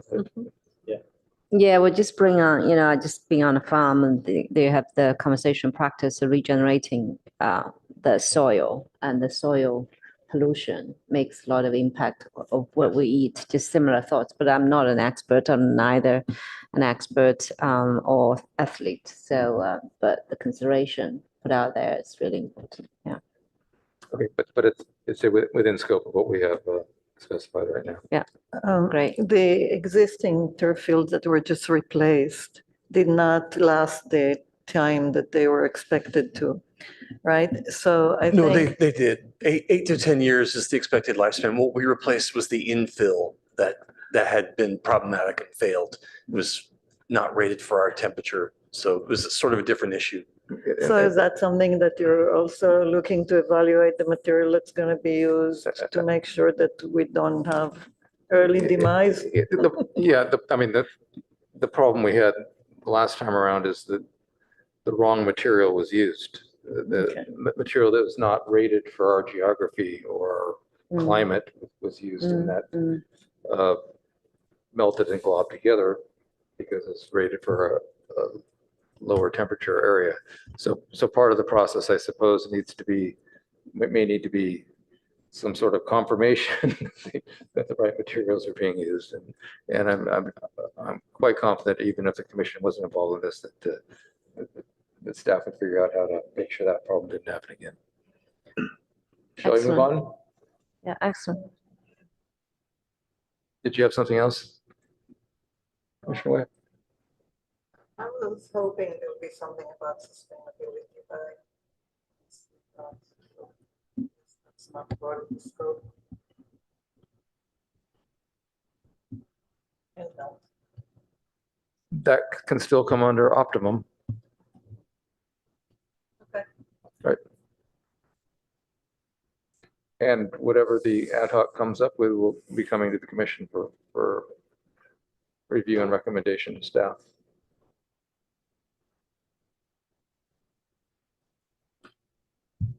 Okay.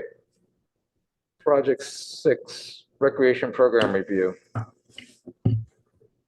let you go. You want to go first? And when we go through numbering these, since this one might make sense to put number 2, since it has some more direct tie-ins with the master plan, but we're not quite there yet. Yeah, so this one is a new goal. And we believe it's as we discussed in the annual retreat, it will be a prerequisite for the goal 1, the master plan goal. And we're hoping that this will be able to address so many gaps that we have, discussed during the annual retreat, especially for programs that are not, recreation programs, people who are new coming and they don't know that they have to, be alert to subscribe to programs once they're released. So we're hoping that this goal will be able to not only address the current goal gap that we experience, but also find an opportunity to provide or expand more program offerings that, could cover almost free and free as well. And we're hoping that we can leverage, just like the fundraising one, to be able to leverage on residents that can provide or volunteer, and then also partnerships as well, to help us expand how much programs that we currently offer. And also make the communications or awareness better so that new residents would, be opportune to benefit from programs that we currently offer. So maybe you want to add more, Commissioner Wei. Yeah, sort of echo that. I guess probably both of us come from, as a new resident, somewhat. I've been 17, 18 years here, and also from immigrant perspective, I observed many new households in Palato since I moved here, 15% of Asian to 38% Asian. And a lot of people don't know the existing program. And the second is complaints oversubscribed of the current program. So we thought to leverage the increase the population and the new immigrants in the city to call for more volunteer teachers for new programs, which is not yet on Enjoy catalog and also use that to leverage the excitement of new programs to attract new funding and grants, which is tying up what we were talking about earlier. And also the affordability and to look into more inclusive community for us all. That makes sense?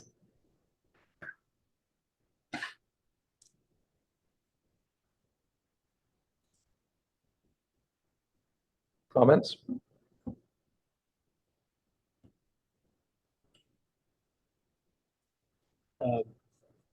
Millis.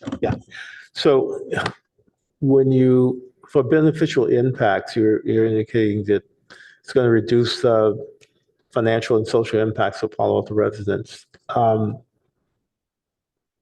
can you,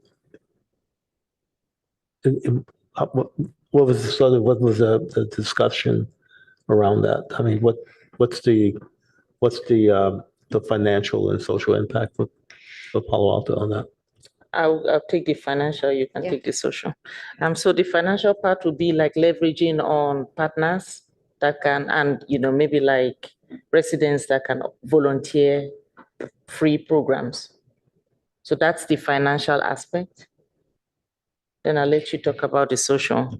Yes, so social related to financial in a way, I absorbed just from my Chinese community, a lot of sort of moms stay at home, actually have extra time, or kids in college and they have skills, say teaching yoga, teaching music in the park. So leverage the resources we have in the residents and also bring them into the community. If especially they just arrive here 5-10 years or less and don't know, actually they could offer their skill sets versus how to be part of the mainstream in the community.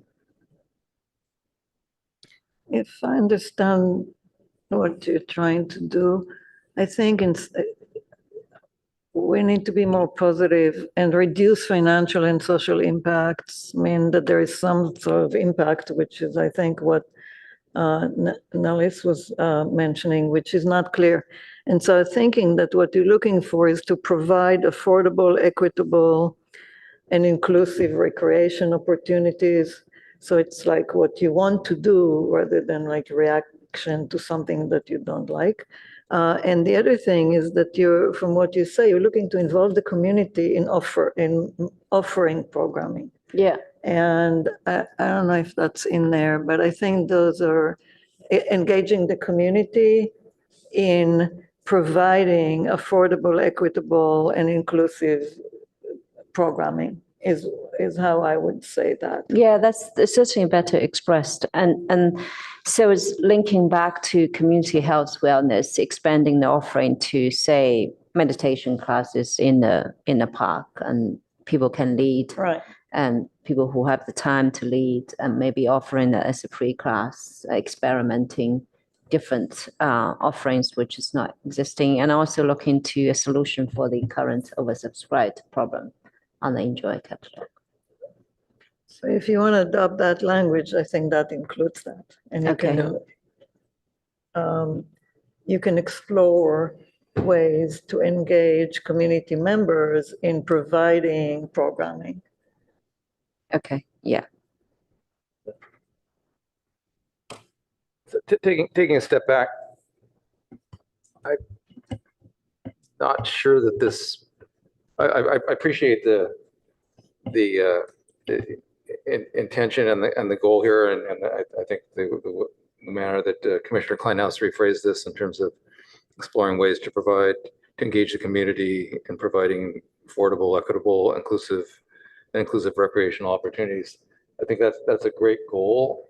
I'm not sure that that's what we talked about at the retreat in terms of, and my concern here is the tie-in with the master plan review and not getting the cart too far ahead of the horse in terms of where we're going with the master plan review. I think these are very important considerations to dig into, given that we're going to do a comprehensive review of all the programs and projects, including the recreation programs. My impression is that we were after that this ad hoc was created to do something a little bit more objective as a foundational step to work in parallel with the master plan review ad hoc, and so that the goal was, it started off to be a review of the Enjoy catalog programs, and then we talk about it, consider what other recreation programs there are besides the Enjoy catalog. And Enjoy catalog is a great place to start, and so it's kind of an Enjoy catalog and other recreational programs. Thinking of this as more of a when we talked about the master plan review to assess the status of all the master plan programs and projects, kind of part of one component of that is going to be to review all of the Enjoy catalog programs. And my understanding was this ad hoc would be kind of getting a head start to kind of work in parallel with the master plan ad hoc, but not move too far forward until the direction was recommended by the master plan ad hoc and then agreed upon by the full commission, so that we're not, so that we work more efficiently, both for ourselves and the staff resources that we're drawing. Yeah, makes sense. So should we modify the goal here, which is working in parallel with the foundings, with the master plan? Darren, do you have comments on this? Yeah, this is a tricky one because we're working collaboratively with another one. I had sort of the same impression that perhaps this particular goal would be doing a homework assignment almost for the master plan analysis specific to the programs that we're currently offering. Analyze them, break them down, interpret, and then pass that on to the group working on the master plan was my understanding. Which makes sense to me. So is that what you sketched out in the? Yeah, starting language just certainly isn't complete, but something I thought might be helpful and it might not.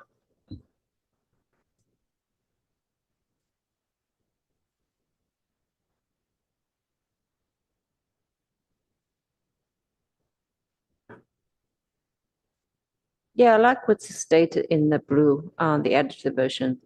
Yeah, there was definitely intention. We do the gap analysis and then pass on to the master plan team to see how the good fit. That's definitely the. So I have concerns that the gap analysis is a little more complicated to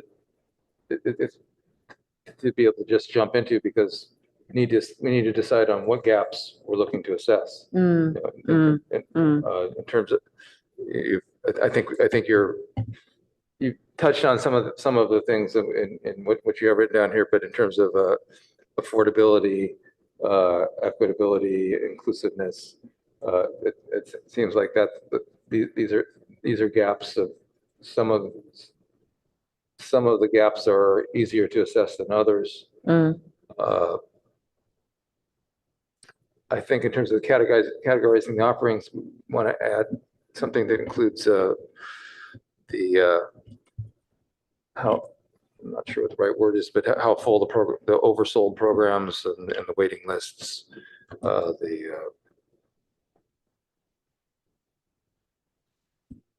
Could that be captured as availability? Excuse me? Could that be captured as availability? Availability. Well, I think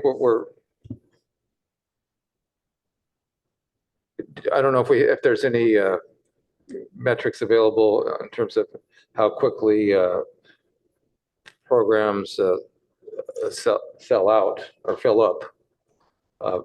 But The feedback I heard from the community is like 5 minutes. I know that, but what metric, do we have any metrics to assess that? But so capacity of. Yeah, capacity is Is what definitely, we're yeah, looking- what we're yeah, talking a good about. description for that. And maybe that should come before fee reduction use.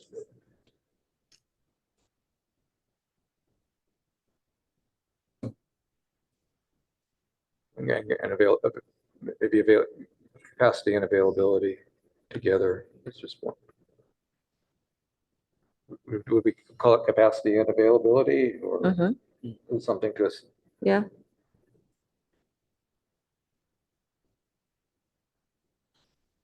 So in terms of process, do you prefer, Chair, do you want us to wait until you have the overall strategy and the guideline, then we can start to develop a gap analysis, I think which is so. perfectly fine.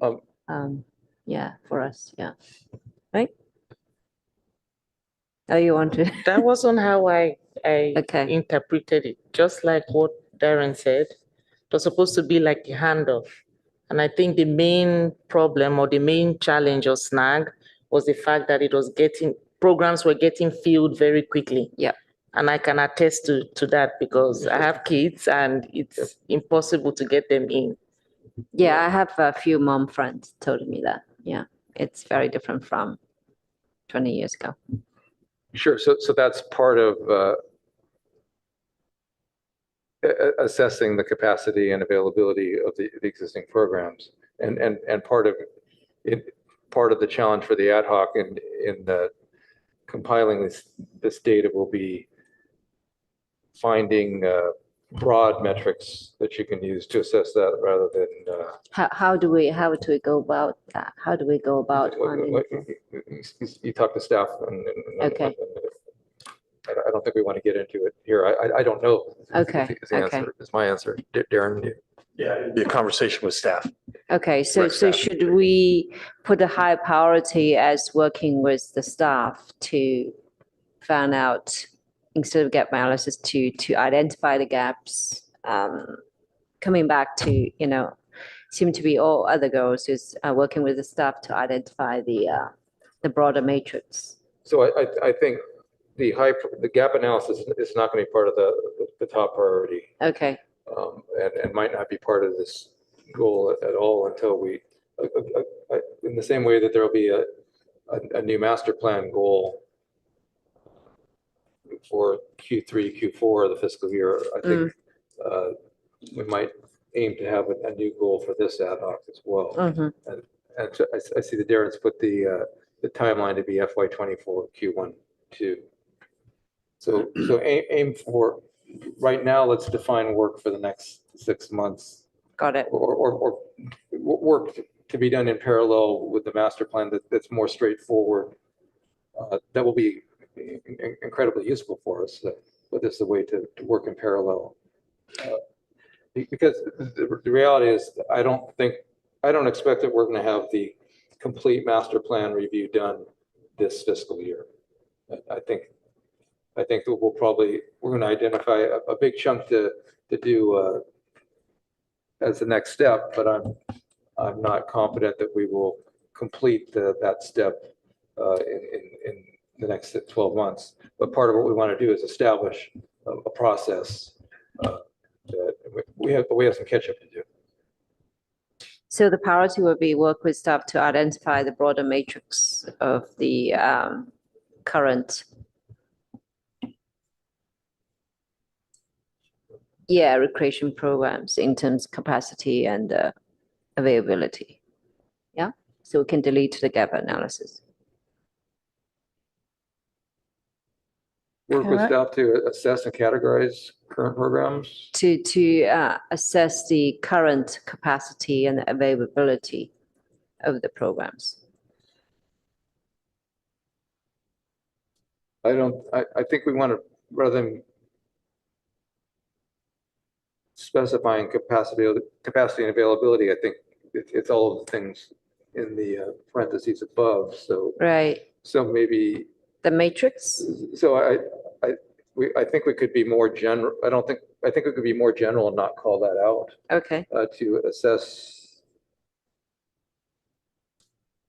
or generate an overview or maybe we do need to go to get into specifics. So. I actually think that that was what this came from, right? What the request was, let's look at our Enjoy catalog and see where do we need more resources, where people can't get into classes, or there's not enough classes, or something like that. So that's really what the ad hoc wanted.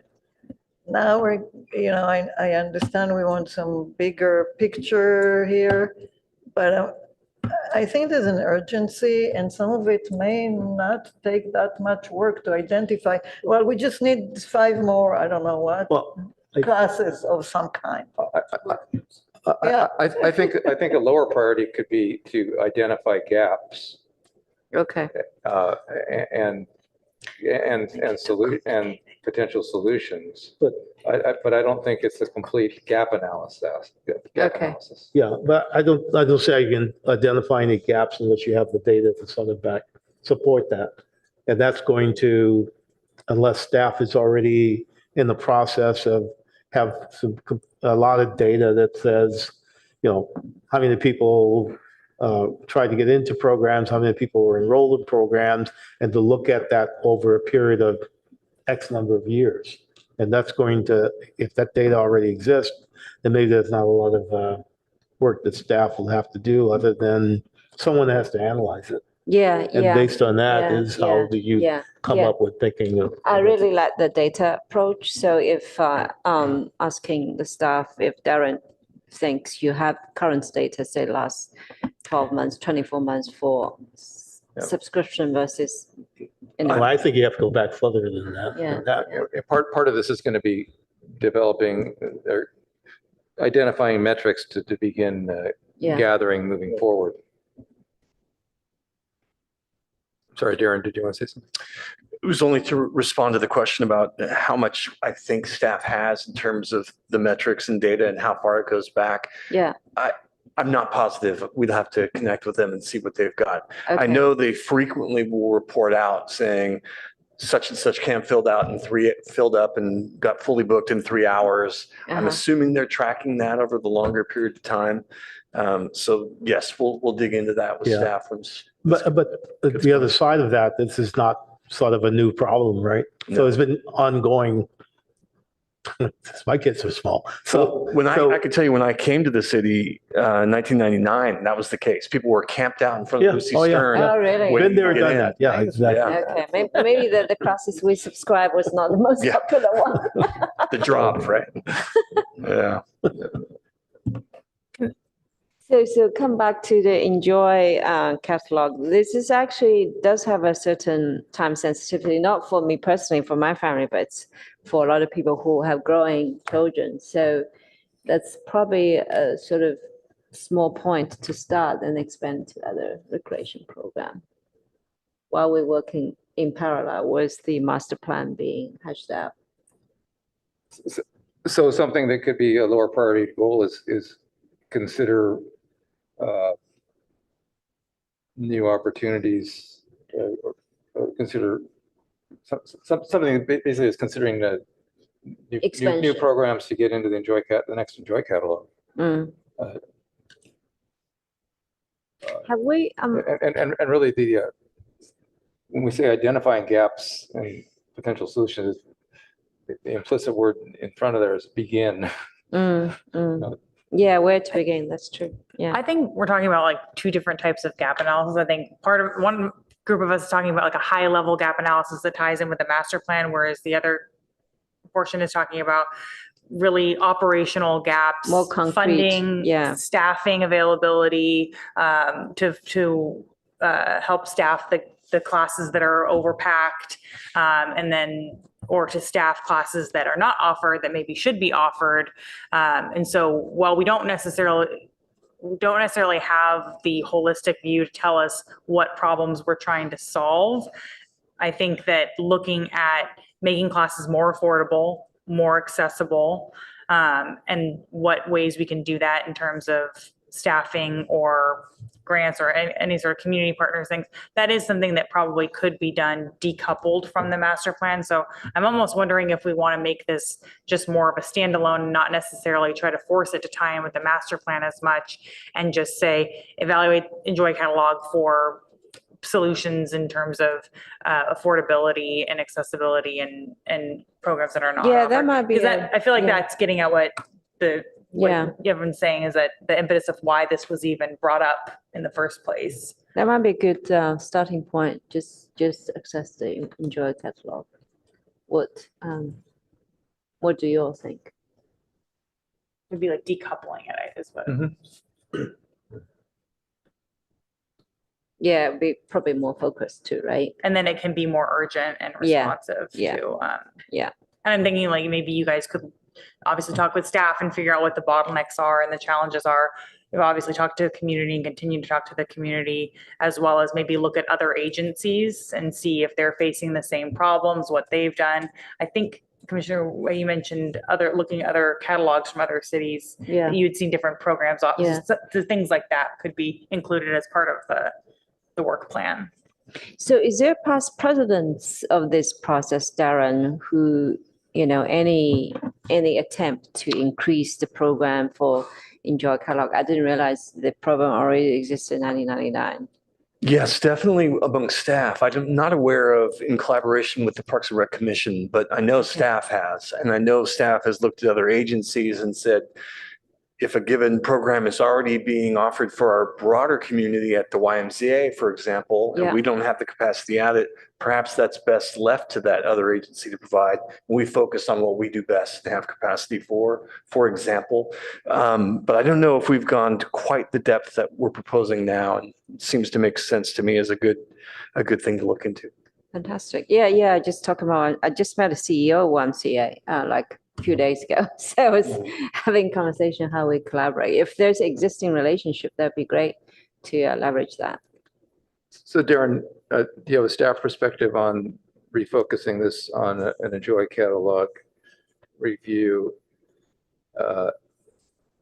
Based on the last comment you made in terms of considering the Enjoy catalog, or the comment in terms of the need to consider all resources within the Yeah. city, that kind of makes me think maybe this should stay on the surface, it should stay focused on a recreation program review. And you can decide that that's going to be predominantly Enjoy catalog, but it doesn't limit you to Enjoy catalog. But in terms of the usefulness for the city and the potential for success and efficient use of commission and staff time. Yeah, so that specific question of should it be just limited to Enjoy or look broader, I would recommend broader. And then, for sure, you would look at the Enjoy catalog as your main area of focus. And then there might be tangential related areas that make a lot of sense to incorporate and others that perhaps don't. But leaving it a little more broad makes sense to me. Mm. So would this like a similar phase 1, phase 2 issue? Phase 1 look into Enjoy catalog, phase 2 look into the broader picture.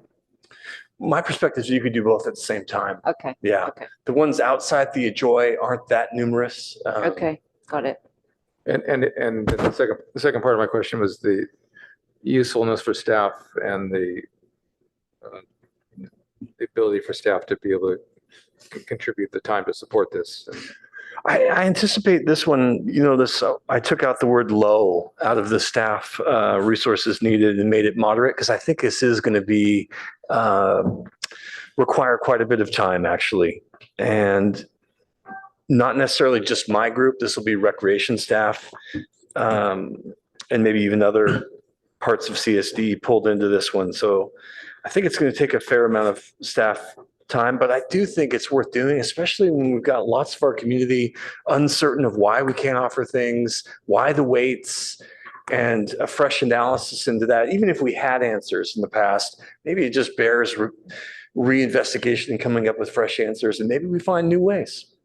So when you say the fact that you changed it to moderate, are you sort of assuming that a lot of that data doesn't exist, or there hasn't been an ongoing process already in place to try and, I guess, expand the program or look to make sure the right programs are being offered, and that, because I suspect that there are other communities, but that doesn't necessarily, it sounds like Palo Alto has probably the best program going, and that's why you have kind of the saturation that we have. Yeah. I think there has been ongoing assessment by staff on a lot of these, but to do it systematically and holistically, like Yeah. we're proposing, is going to require a lot of time, Right. whether they have or have not gathered Okay, got it. already. And I'll also suggest that the master plan includes a lot of specific directives in terms of annual and regular reviews of programs, community outreach for feedback in terms of the programs and things like that, that I'm sure staff is doing to some degree, but the holistic approach to this is something that the broader master plan. Yeah, I'm just wondering, is that something that at some point that we, I guess, in the Park and Rec would be able to sort of, let's say after the summer is over or two, and maybe the ad hoc that has this would provide kind of the statistics, I guess, on how many programs there were, how many people were enrolled in those programs, what was the wait list of people trying to get in, and you don't probably, you have a wait list of people who are waiting to see if other folks drop out, but you also have people who just go to the door and say, well, it's not worth the time, right? They go somewhere else. So I don't know if that's something that would be possible to be presented to the PRC, and then, but maybe it comes out of the ad hoc. I envision that being something that the ad hoc condenses into a report, and certainly something staff can contribute to and help provide. So is there, I'm not really savvy technology. So on the website of Enjoy, when people subscribe, do you generate a data automatically? How many people subscribe? How many people got rejected?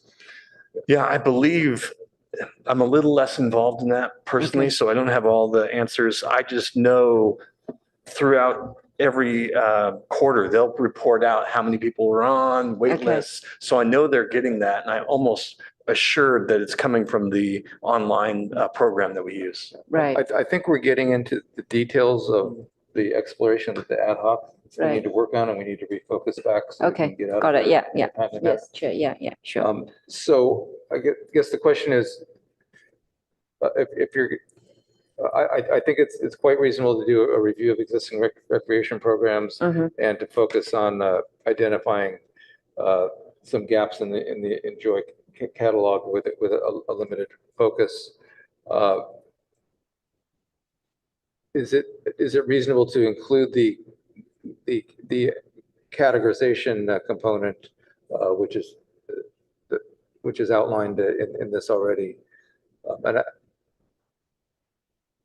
And I think identifying the gaps could come after the review, the secondary part of the review. So is the ad hoc looking?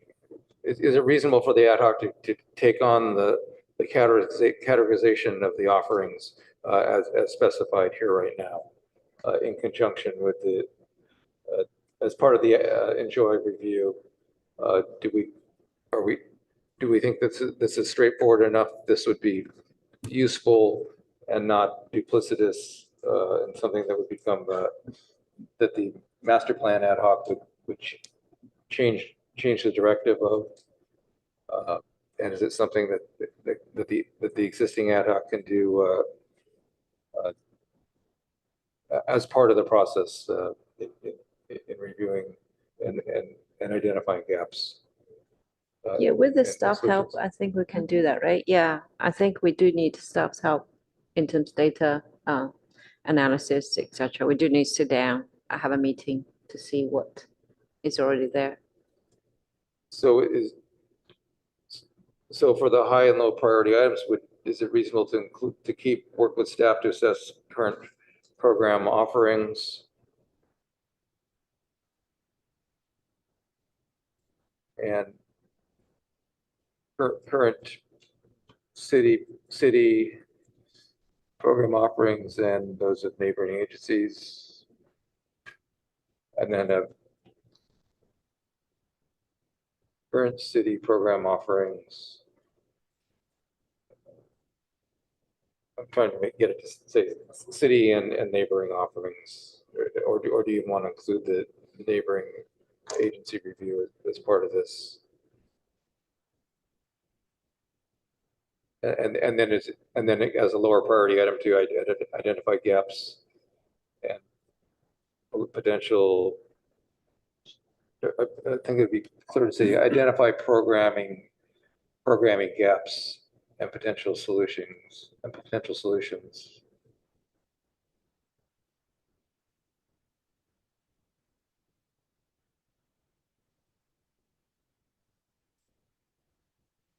Including new Enjoy catalog offerings.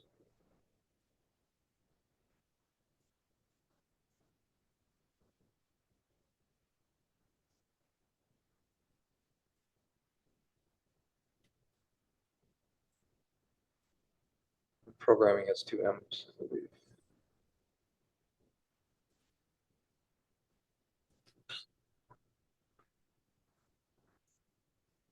Is that consistent with what the ad hoc was thinking they were signing up for?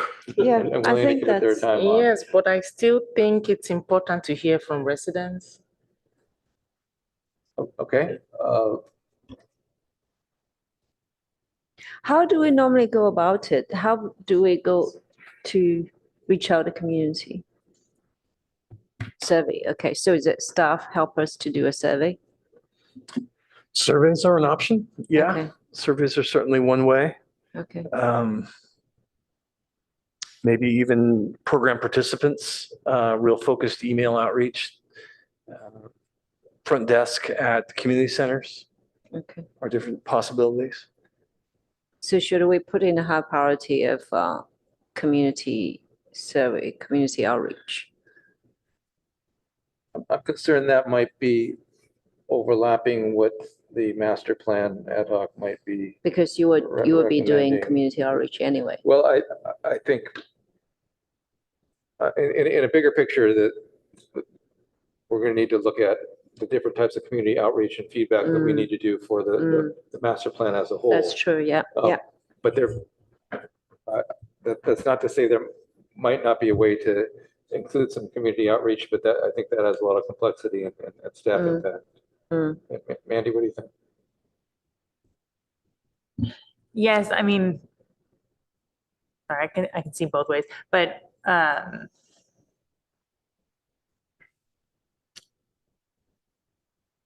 just, I mean, in terms of a survey, but I do think that maybe you could change the high priority to work with the community and staff to assess the current program offerings, just to leave some flexibility in terms of as needed community engagement efforts. Is that? We don't want to exclude the community, but and certainly we need community feedback, but I don't. Done in coordination. Yeah, I think it's the timing and the coordination, right? Yeah, yeah. I'm concerned about biting off more than you can accomplish. Yeah, And yeah. that's, Agreed. and that staff can support you with. Yeah, yeah. And when we're surveying the community, we want to make sure we're surveying, it's a productive survey and we're getting information we're looking for. That's not straightforward. Yeah. Okay. So we're looking at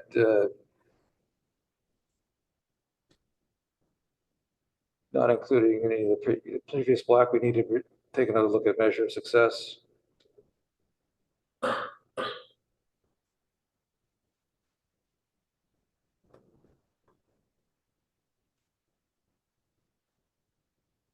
Report on existing program offerings.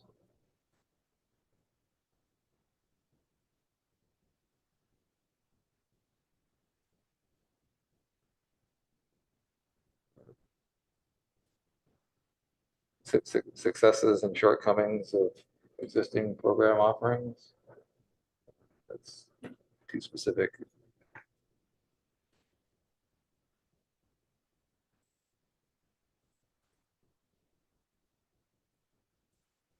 Challenges, thank you. Yeah, I think challenge is a great word. Yeah. Thank you, Darren. Yeah.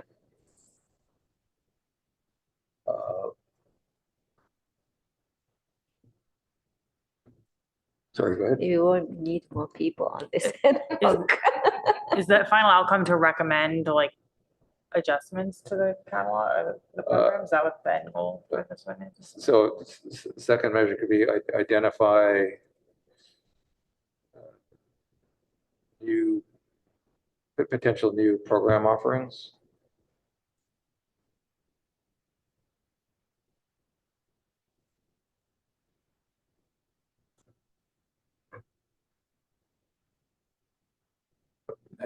That's keeping it realistic. Can we get them into the Enjoy catalog this year?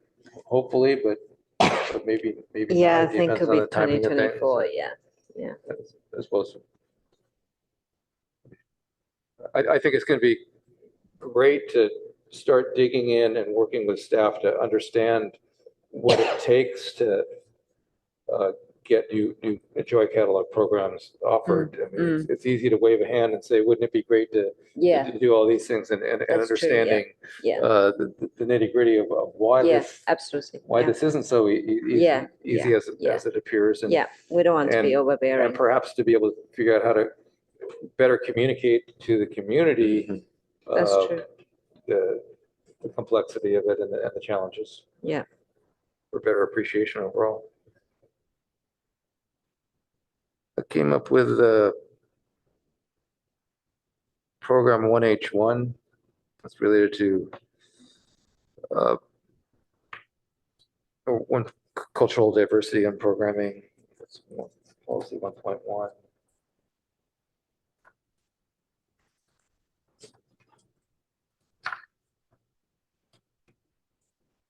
Policy 1.H is incorporate cultural diversity in projects and programs to encourage and enhance citizen participation.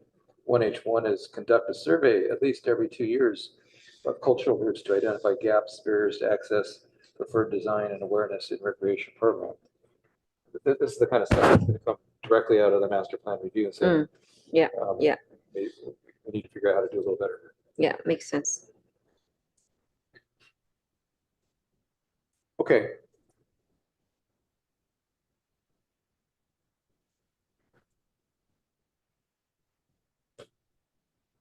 Should we move on? Did we get to 100% on this, the goal here? The beneficial impacts now don't Yeah. reflect Yep, sorry. the work plan, and the title is, the goal is also not completely there. Review existing recreation programs and categorize offerings.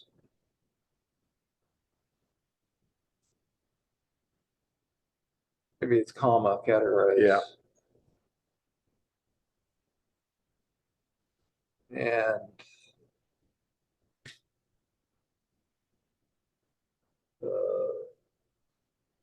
assess or and review neighboring agencies. Review program offerings of neighboring agencies.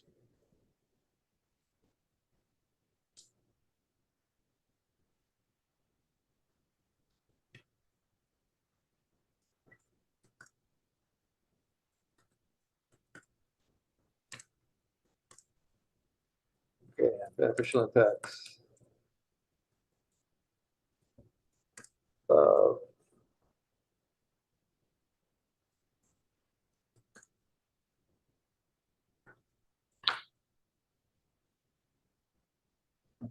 Something about using data to understand you better understand challenges, gaps of the existing program offerings.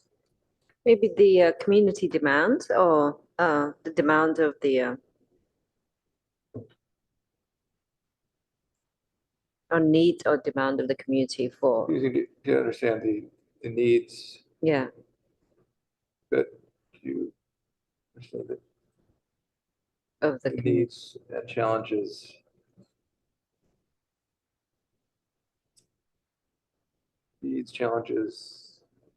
gaps in existing programming for our community. Yeah, that sounds good for community, yeah. Programming to, what was that? Our community? In programming for our community.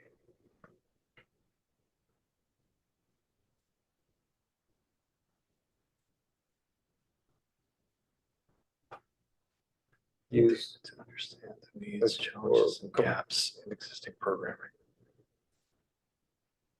compile data to understand.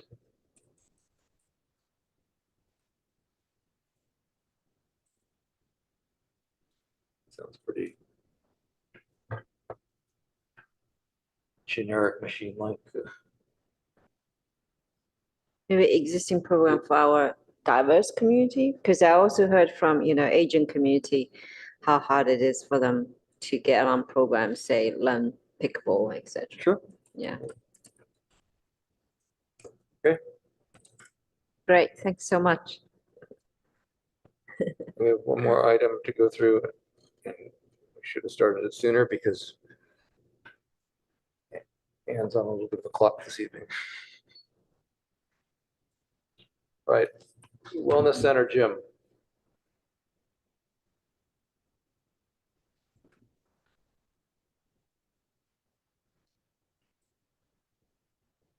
Would like to speak briefly on this before we jump into the cleanup, into approving this.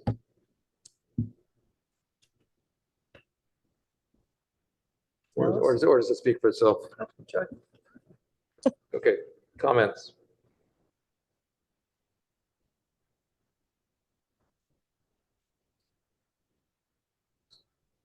About a Palo Alto Recreation Wellness Center instead of the on a new. Pardon me, can you say that again? For the top item, Uh-huh. work with staff to facilitate progress on a instead of the, and is it new? Sure. Yeah, on a new.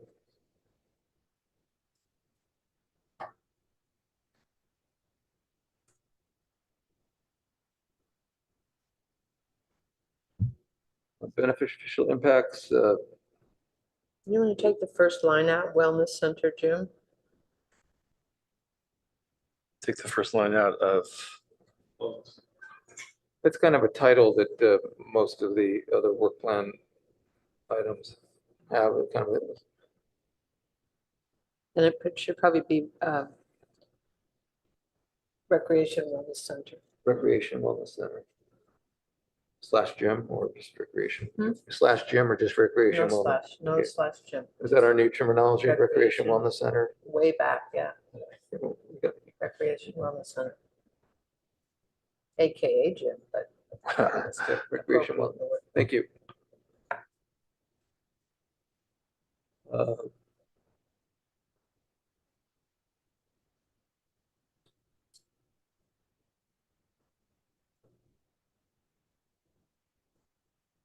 So under beneficial impacts, is this a park facility or is it recreation and wellness? Yeah, it should. I don't know where the park came from, actually. Recreation and wellness facility? Yeah.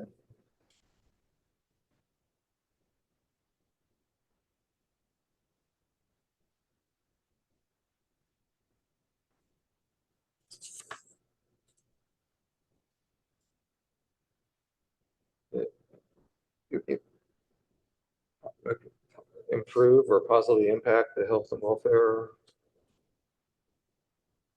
The impact, the benefit is the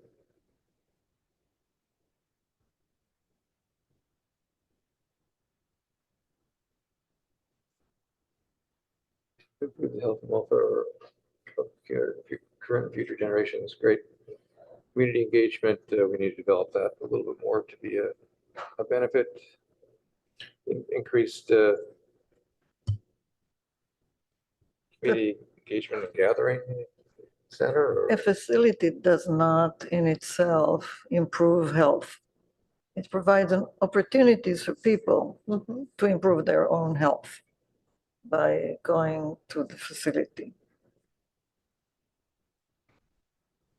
Okay, so recreation and wellness facilities provide opportunities to,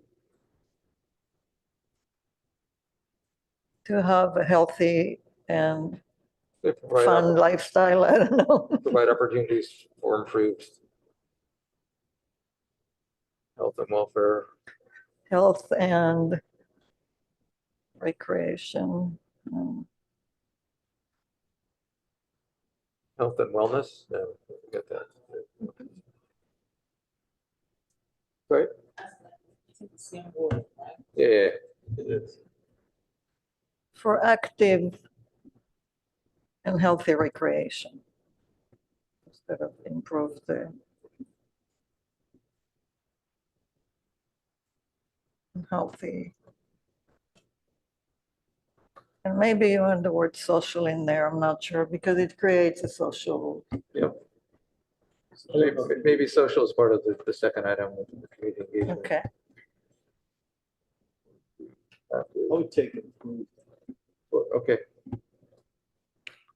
Take improved out, is that what you said?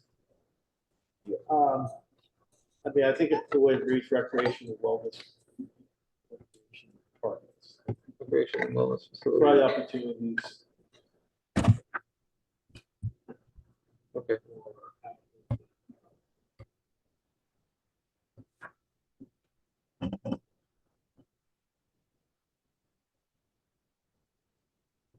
How about just saying provide indoor recreation space for the health and welfare of current and future residents? I like active and healthy.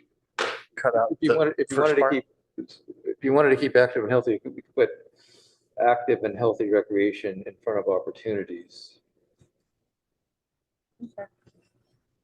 That's gonna flow better.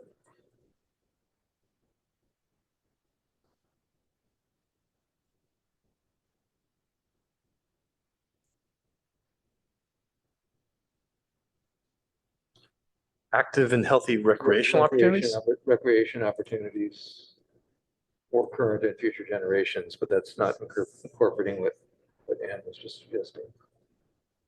I'm not sure we need the generations, it's just there. I think it's. Good for everybody. But I think the fact that you're building something and it has gonna have a lifetime, I think it's, Okay, I think it adds. And then it increase and social, the social engagement and well-being.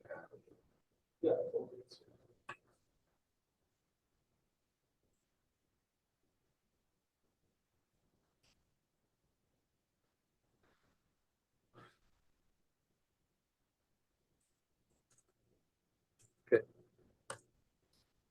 FY24.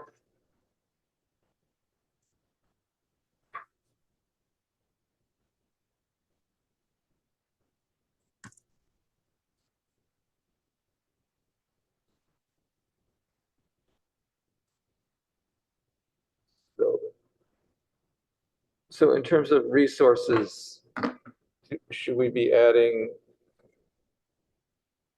outside community, should outside community resources be included here, Darren? Is this asking about staff time and finance? I think it's okay to list if we're anticipate drawing down on other resources. Let's lead with moderate staff time. Yeah. Should be moderate, probably. Draw upon professional expertise. That's a separate item, I think.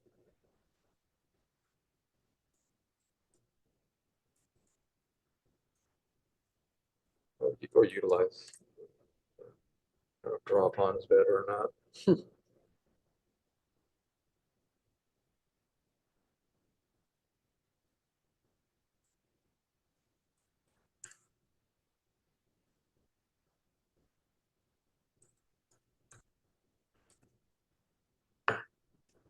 We don't need that part. Stakeholder engagement is not a resource. Something that, or is Well, it? I think it would be sort of be part of the utilizing professional expertise in our community. I mean, so It's included. I think it's included. Yeah. Yes. You agree with that, Ann?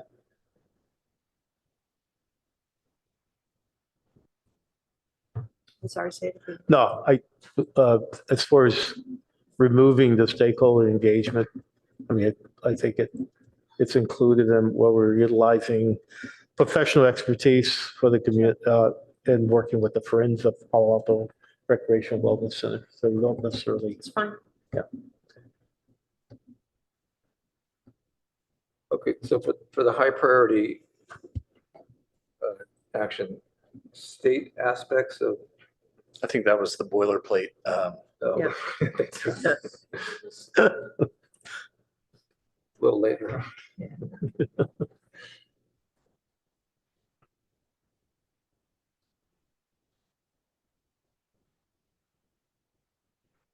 So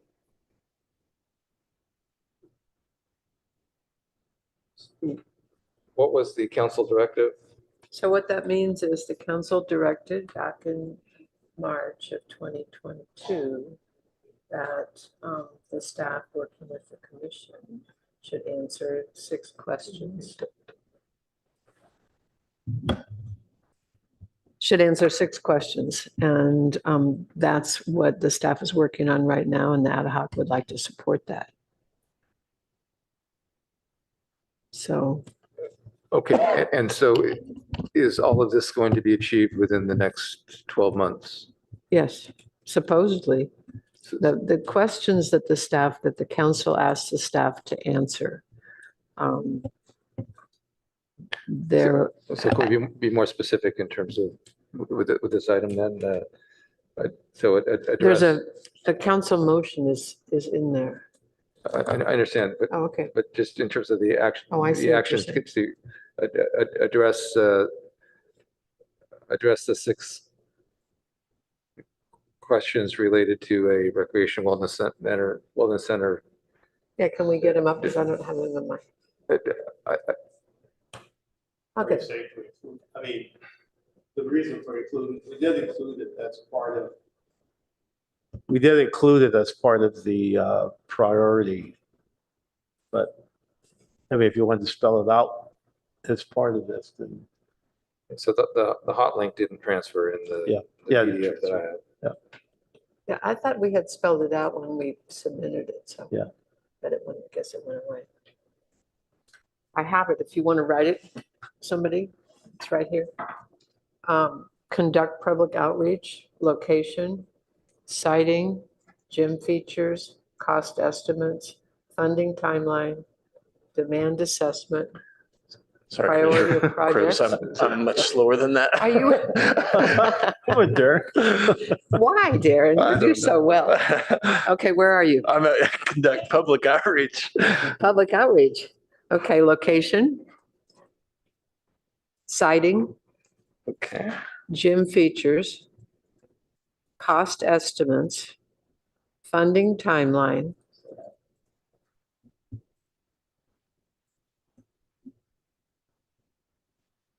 demand assessment, priority of projects, and the PRC to also investigate fundraising.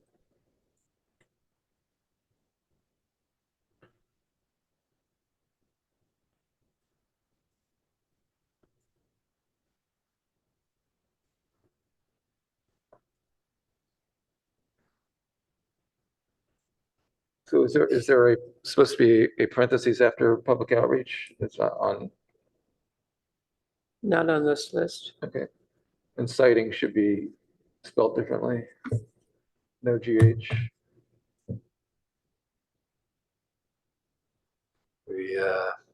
I would also propose indenting the, because it's a subset under the implement council directives, right? I think at the end of this, you could just say as directed by the city council. Oh,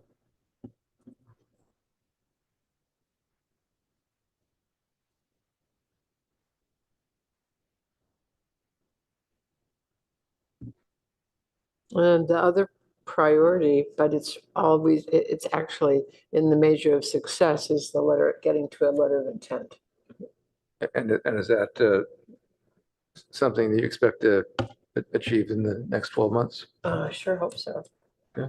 Yeah, I mean, that was suggested at one of our recent meetings. Okay. Um, So is this a high priority or is this we put on the lower priority just to fill up both boxes? So this list that we just did is a high priority. Right? And then the measure of success is the letter of intent and also the answers to the list that Darren just typed. So those two things would be the measure of success. Right, but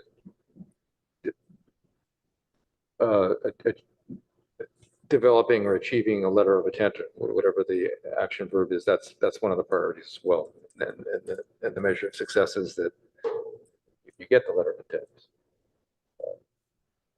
So what is the action required to get a letter of intent?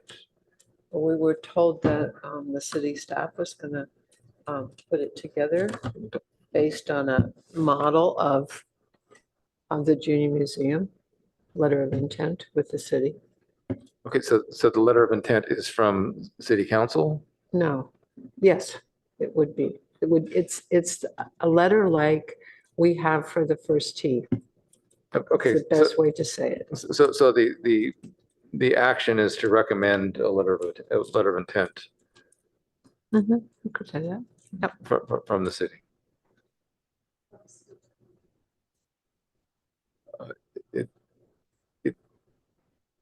You can answer that, Ann. What? The letter of intent, that letter of intent is from the city addressing to whom? To, To whom? yeah, So it would be a letter that, as I understand it, it would be a letter that the city staff had initiated that would go to the council, that the council could then sign, that Oh, I would see. allow the Friends to go ahead and fundraise after all of these questions have been answered. I see, okay. And that's the model that was used, as we understand it, for the Junior Museum I see. fundraising. Got it, thanks. So the lower priority item then is to recommend a letter of intent for a new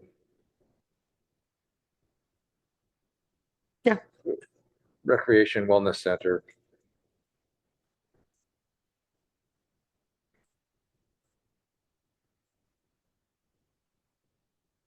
Should we recommend a city letter of intent or a letter of intent from the city?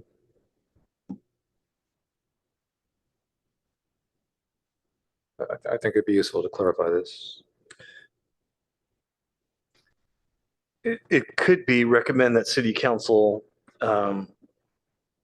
approve a letter of intent for a new recreation center. doesn't, Okay, so recommend approval of a letter of intent. wait a minute, doesn't the letter of intent would come from, it's to the city council, is that correct? No, it's city council is creating the letter Oh, of intent. And this Oh, this okay. is used by the Recreation Foundation to attract money, to attract developers. Good. Yeah, essentially, the city council is approving the list of the things that Darren just wrote to give the Friends of the Recreation Wellness Center the opportunity to go out and raise money for a project.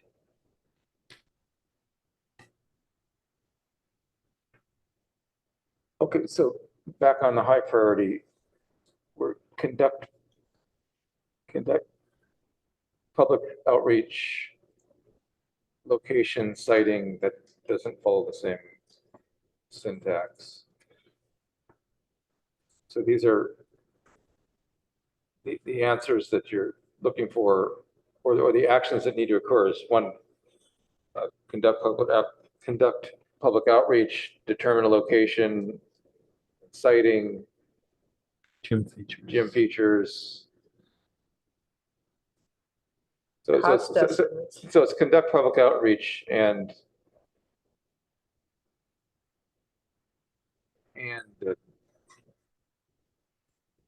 determine or develop or specify, recommend.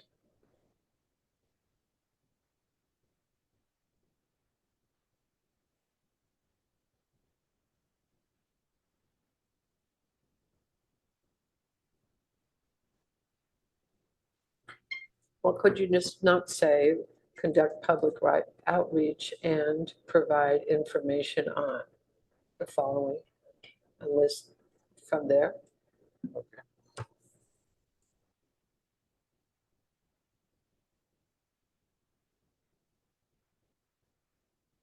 Are you doing more than providing information on these? You're making a Or answer the recommendation. questions, I'm sorry? or answer the questions. It's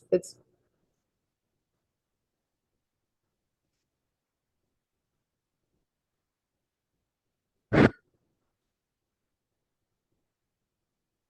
mean, answering the question is providing a recommendation, isn't it? mhm.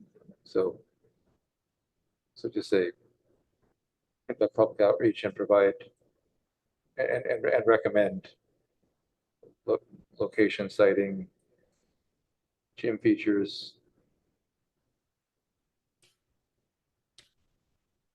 So is the public outreach intended to inform, or the recommendations is to let the public know what was selected? Which way is it going?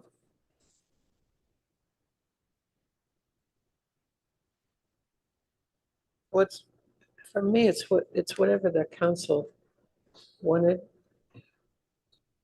the staff and the commission to do in terms of public outreach, which in the past had been the survey and the public meetings.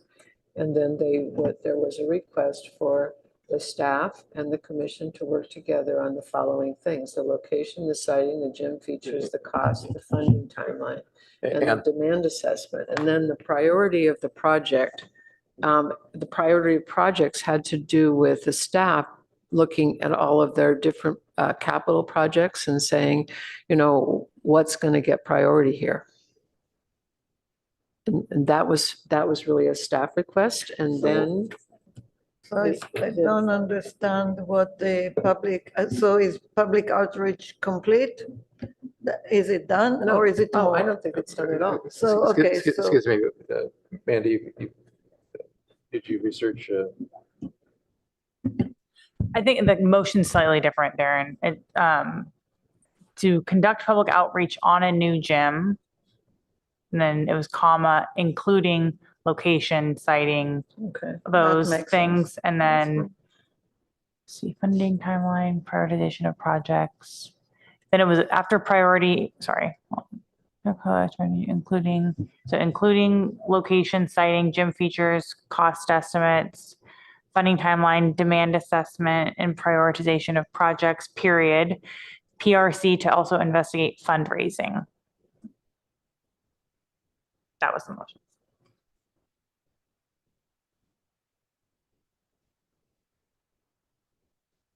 So the outreach is to see where the public think is about the location, siting, all this stuff, gym features and so on. Okay. You could say, and then just say, fix the prioritization spelling.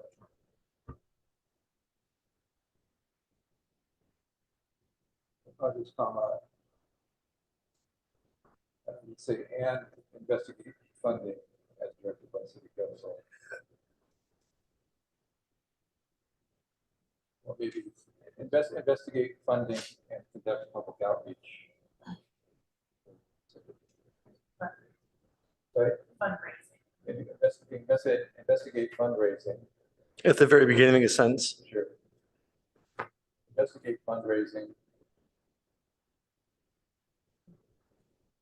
Sorry, maybe it's better just to say, start with, as directed by city council, colon, that public outreach, blah, blah, blah, and then another item. Investigate fundraising.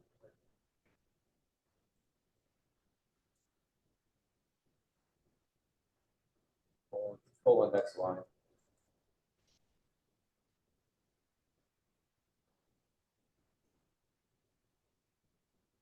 Or resolution of projects, language.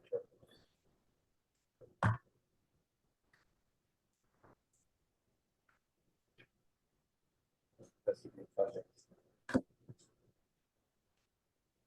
So after, prior,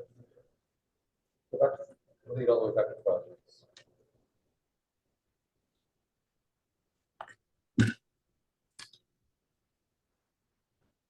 Line here. Investigate projects.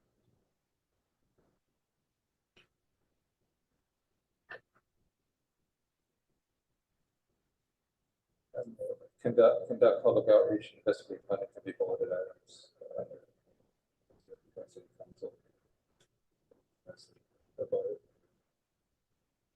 I'm not following that. So the first line is going to be as directed by city council. Yeah. So delete everything above that.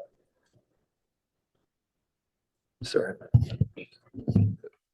First line will be as directed by city council, a colon, and then the,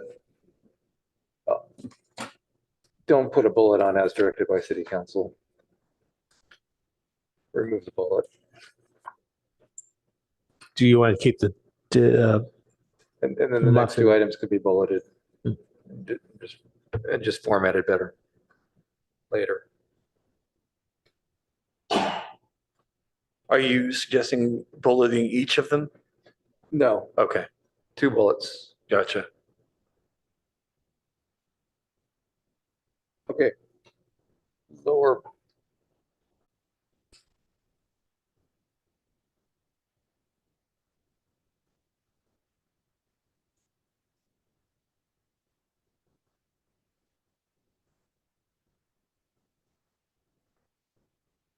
Okay, then the measures of success are providing feedback to city council as directed.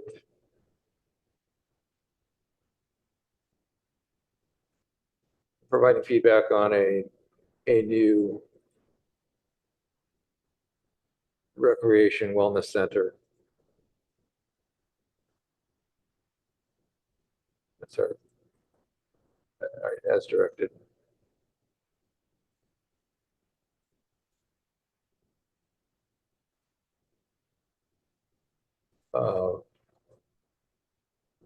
Recommendation for a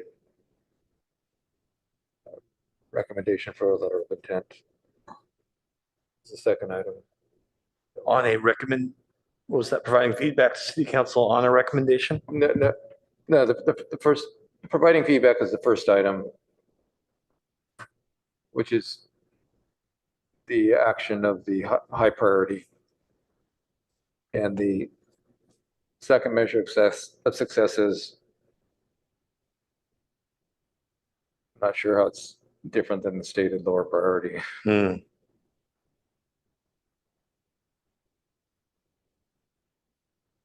Just recommendation for a letter of intent.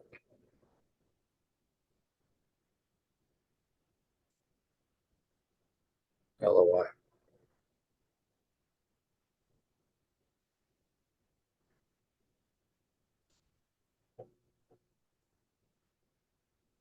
Do you want the council motion linked?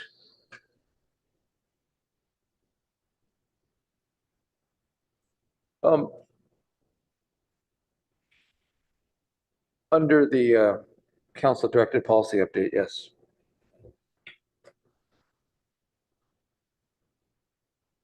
Which That bottom right box. Seems like that would make sense to do it there. Although it might beg the question of why other council motions may not be linked. Hmm.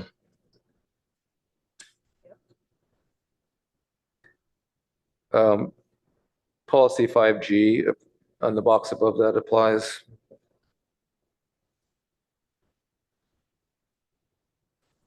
And it's also a major project listed in chapter 5.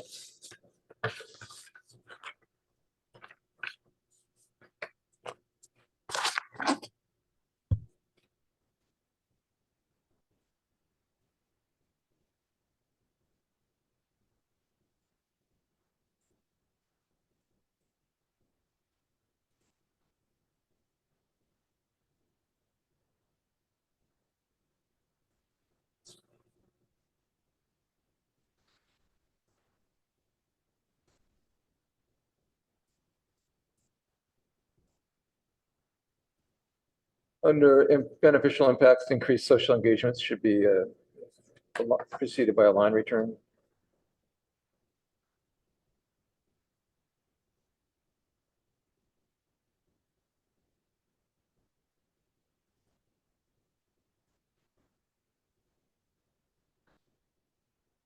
Other comments?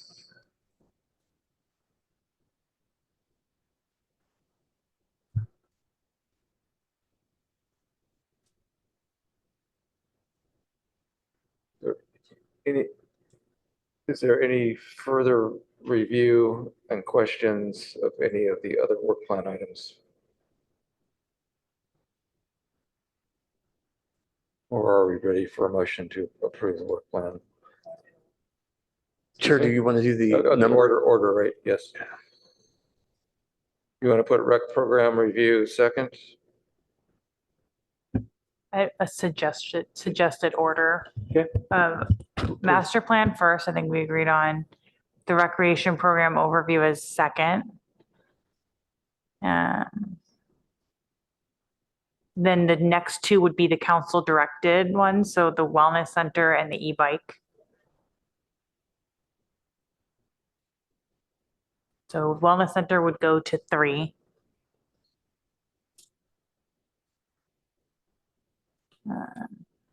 E-bike would go to 4.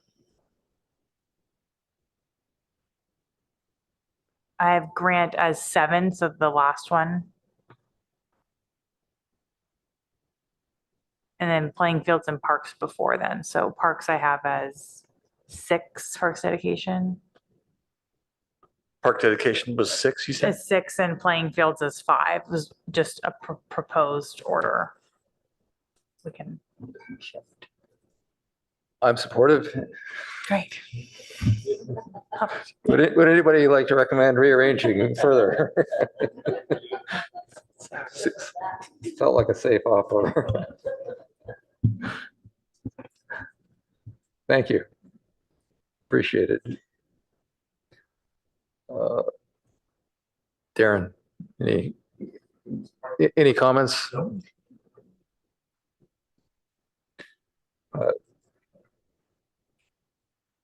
Do we have a motion to approve the work plan?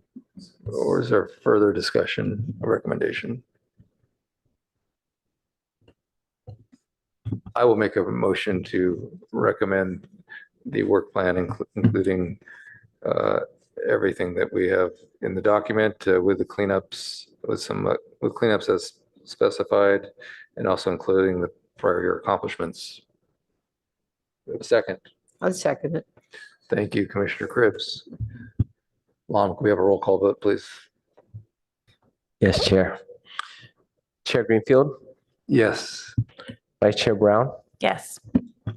Commissioner Cribbs, Yes. Commissioner Freeman, Yes. Commissioner Kleinhaus, Yes, Commissioner Oche, Yes, please. Commissioner Wei. Yes, Chair, that's a 7-0 vote. Thank you. That's great. Let's move on to the next business item, which is ad hoc committees and liaison updates. We know that all of the ad hoc committees have met. Thank you for your great work in getting things together for a work plan. It took quite a while to get the work plans out, but there was a lot of interesting discussion, and it's great to feel the passion and interest that was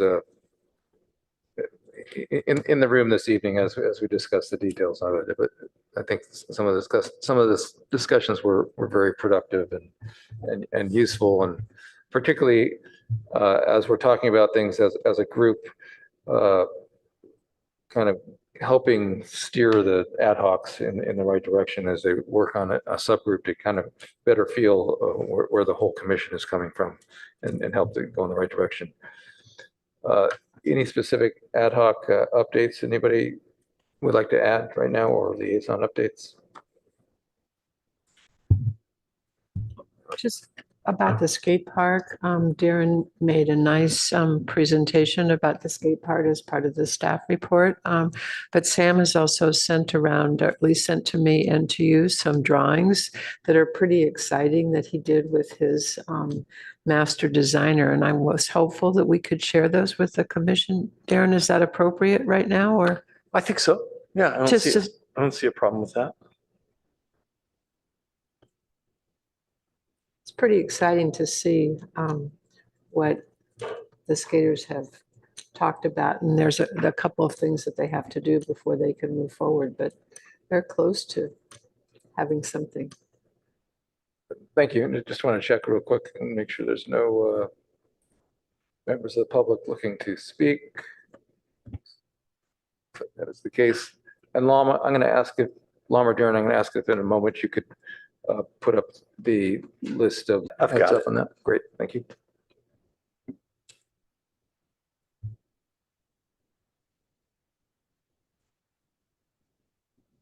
Okay. There was a little bit a minor update on the on park dedication, or Darren shared some information of a community member suggesting a potential area to dedicate as a park, a strip of land near San Antonio and Alma. So that's something that the park dedication ad hoc group will look into as part of our list.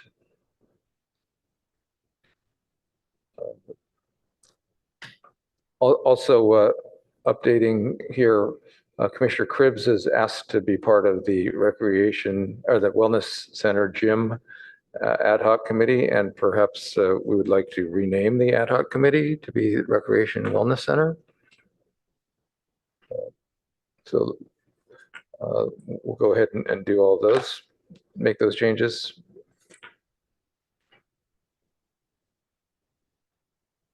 So Wellness Center gym will become Recreation Wellness Center. And Commissioner Cribbs will join the ad hoc.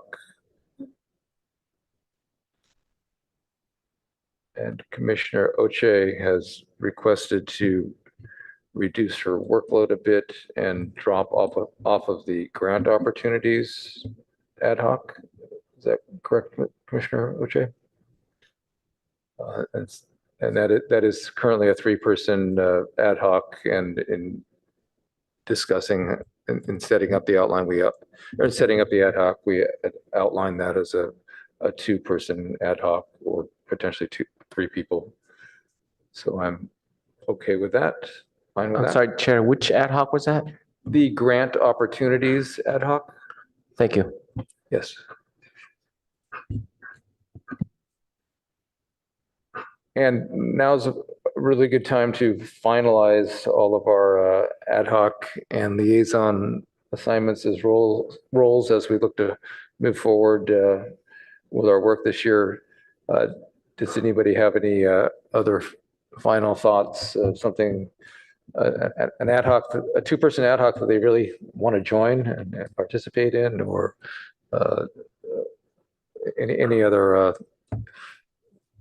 second thoughts on anything? We'll look to make these final at this point, moving forward. Commissioner Oche. Is there a limit to how many you can be in? A minimum? The only limit is your time and personal No, the resources. minimum.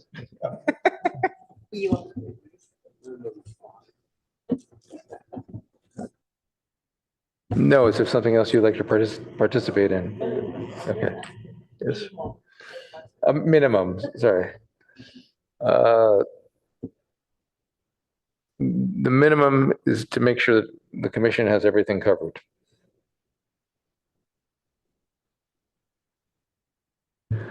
Okay, does anyone have any other ad hoc or liaison business to discuss? Let's move on then to Commissioner Board Member questions, comments, announcements, and future agenda items. Any announcements or comments, questions from commission members? Darren, let's talk about next month's agenda. Thanks, Chair. We had the tree protection ordinance as a possibility.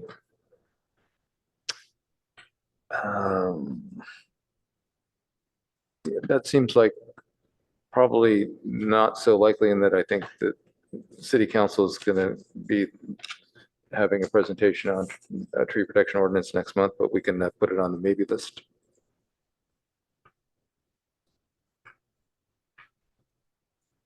And then we also talked about the possible park dedication of the Greer site, 2850 West Bay Shore easement. That's tentative. Yes.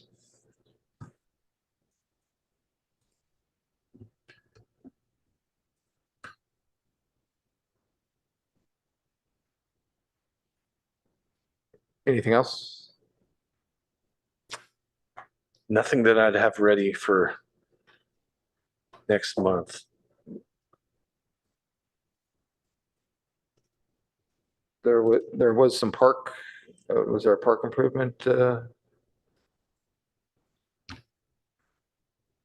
CIP, a park CIP? improvement ordinance? Something to consider? Nothing I can think of at the moment. Okay, do any commission members have any specific requests? What about the Foothills update? I thought that was on The improvement plan won't be ready by next month. It is being worked on, but I don't think it'll be ready.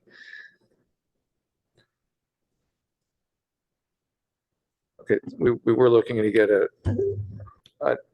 general update on the nature preserve from the managing ranger.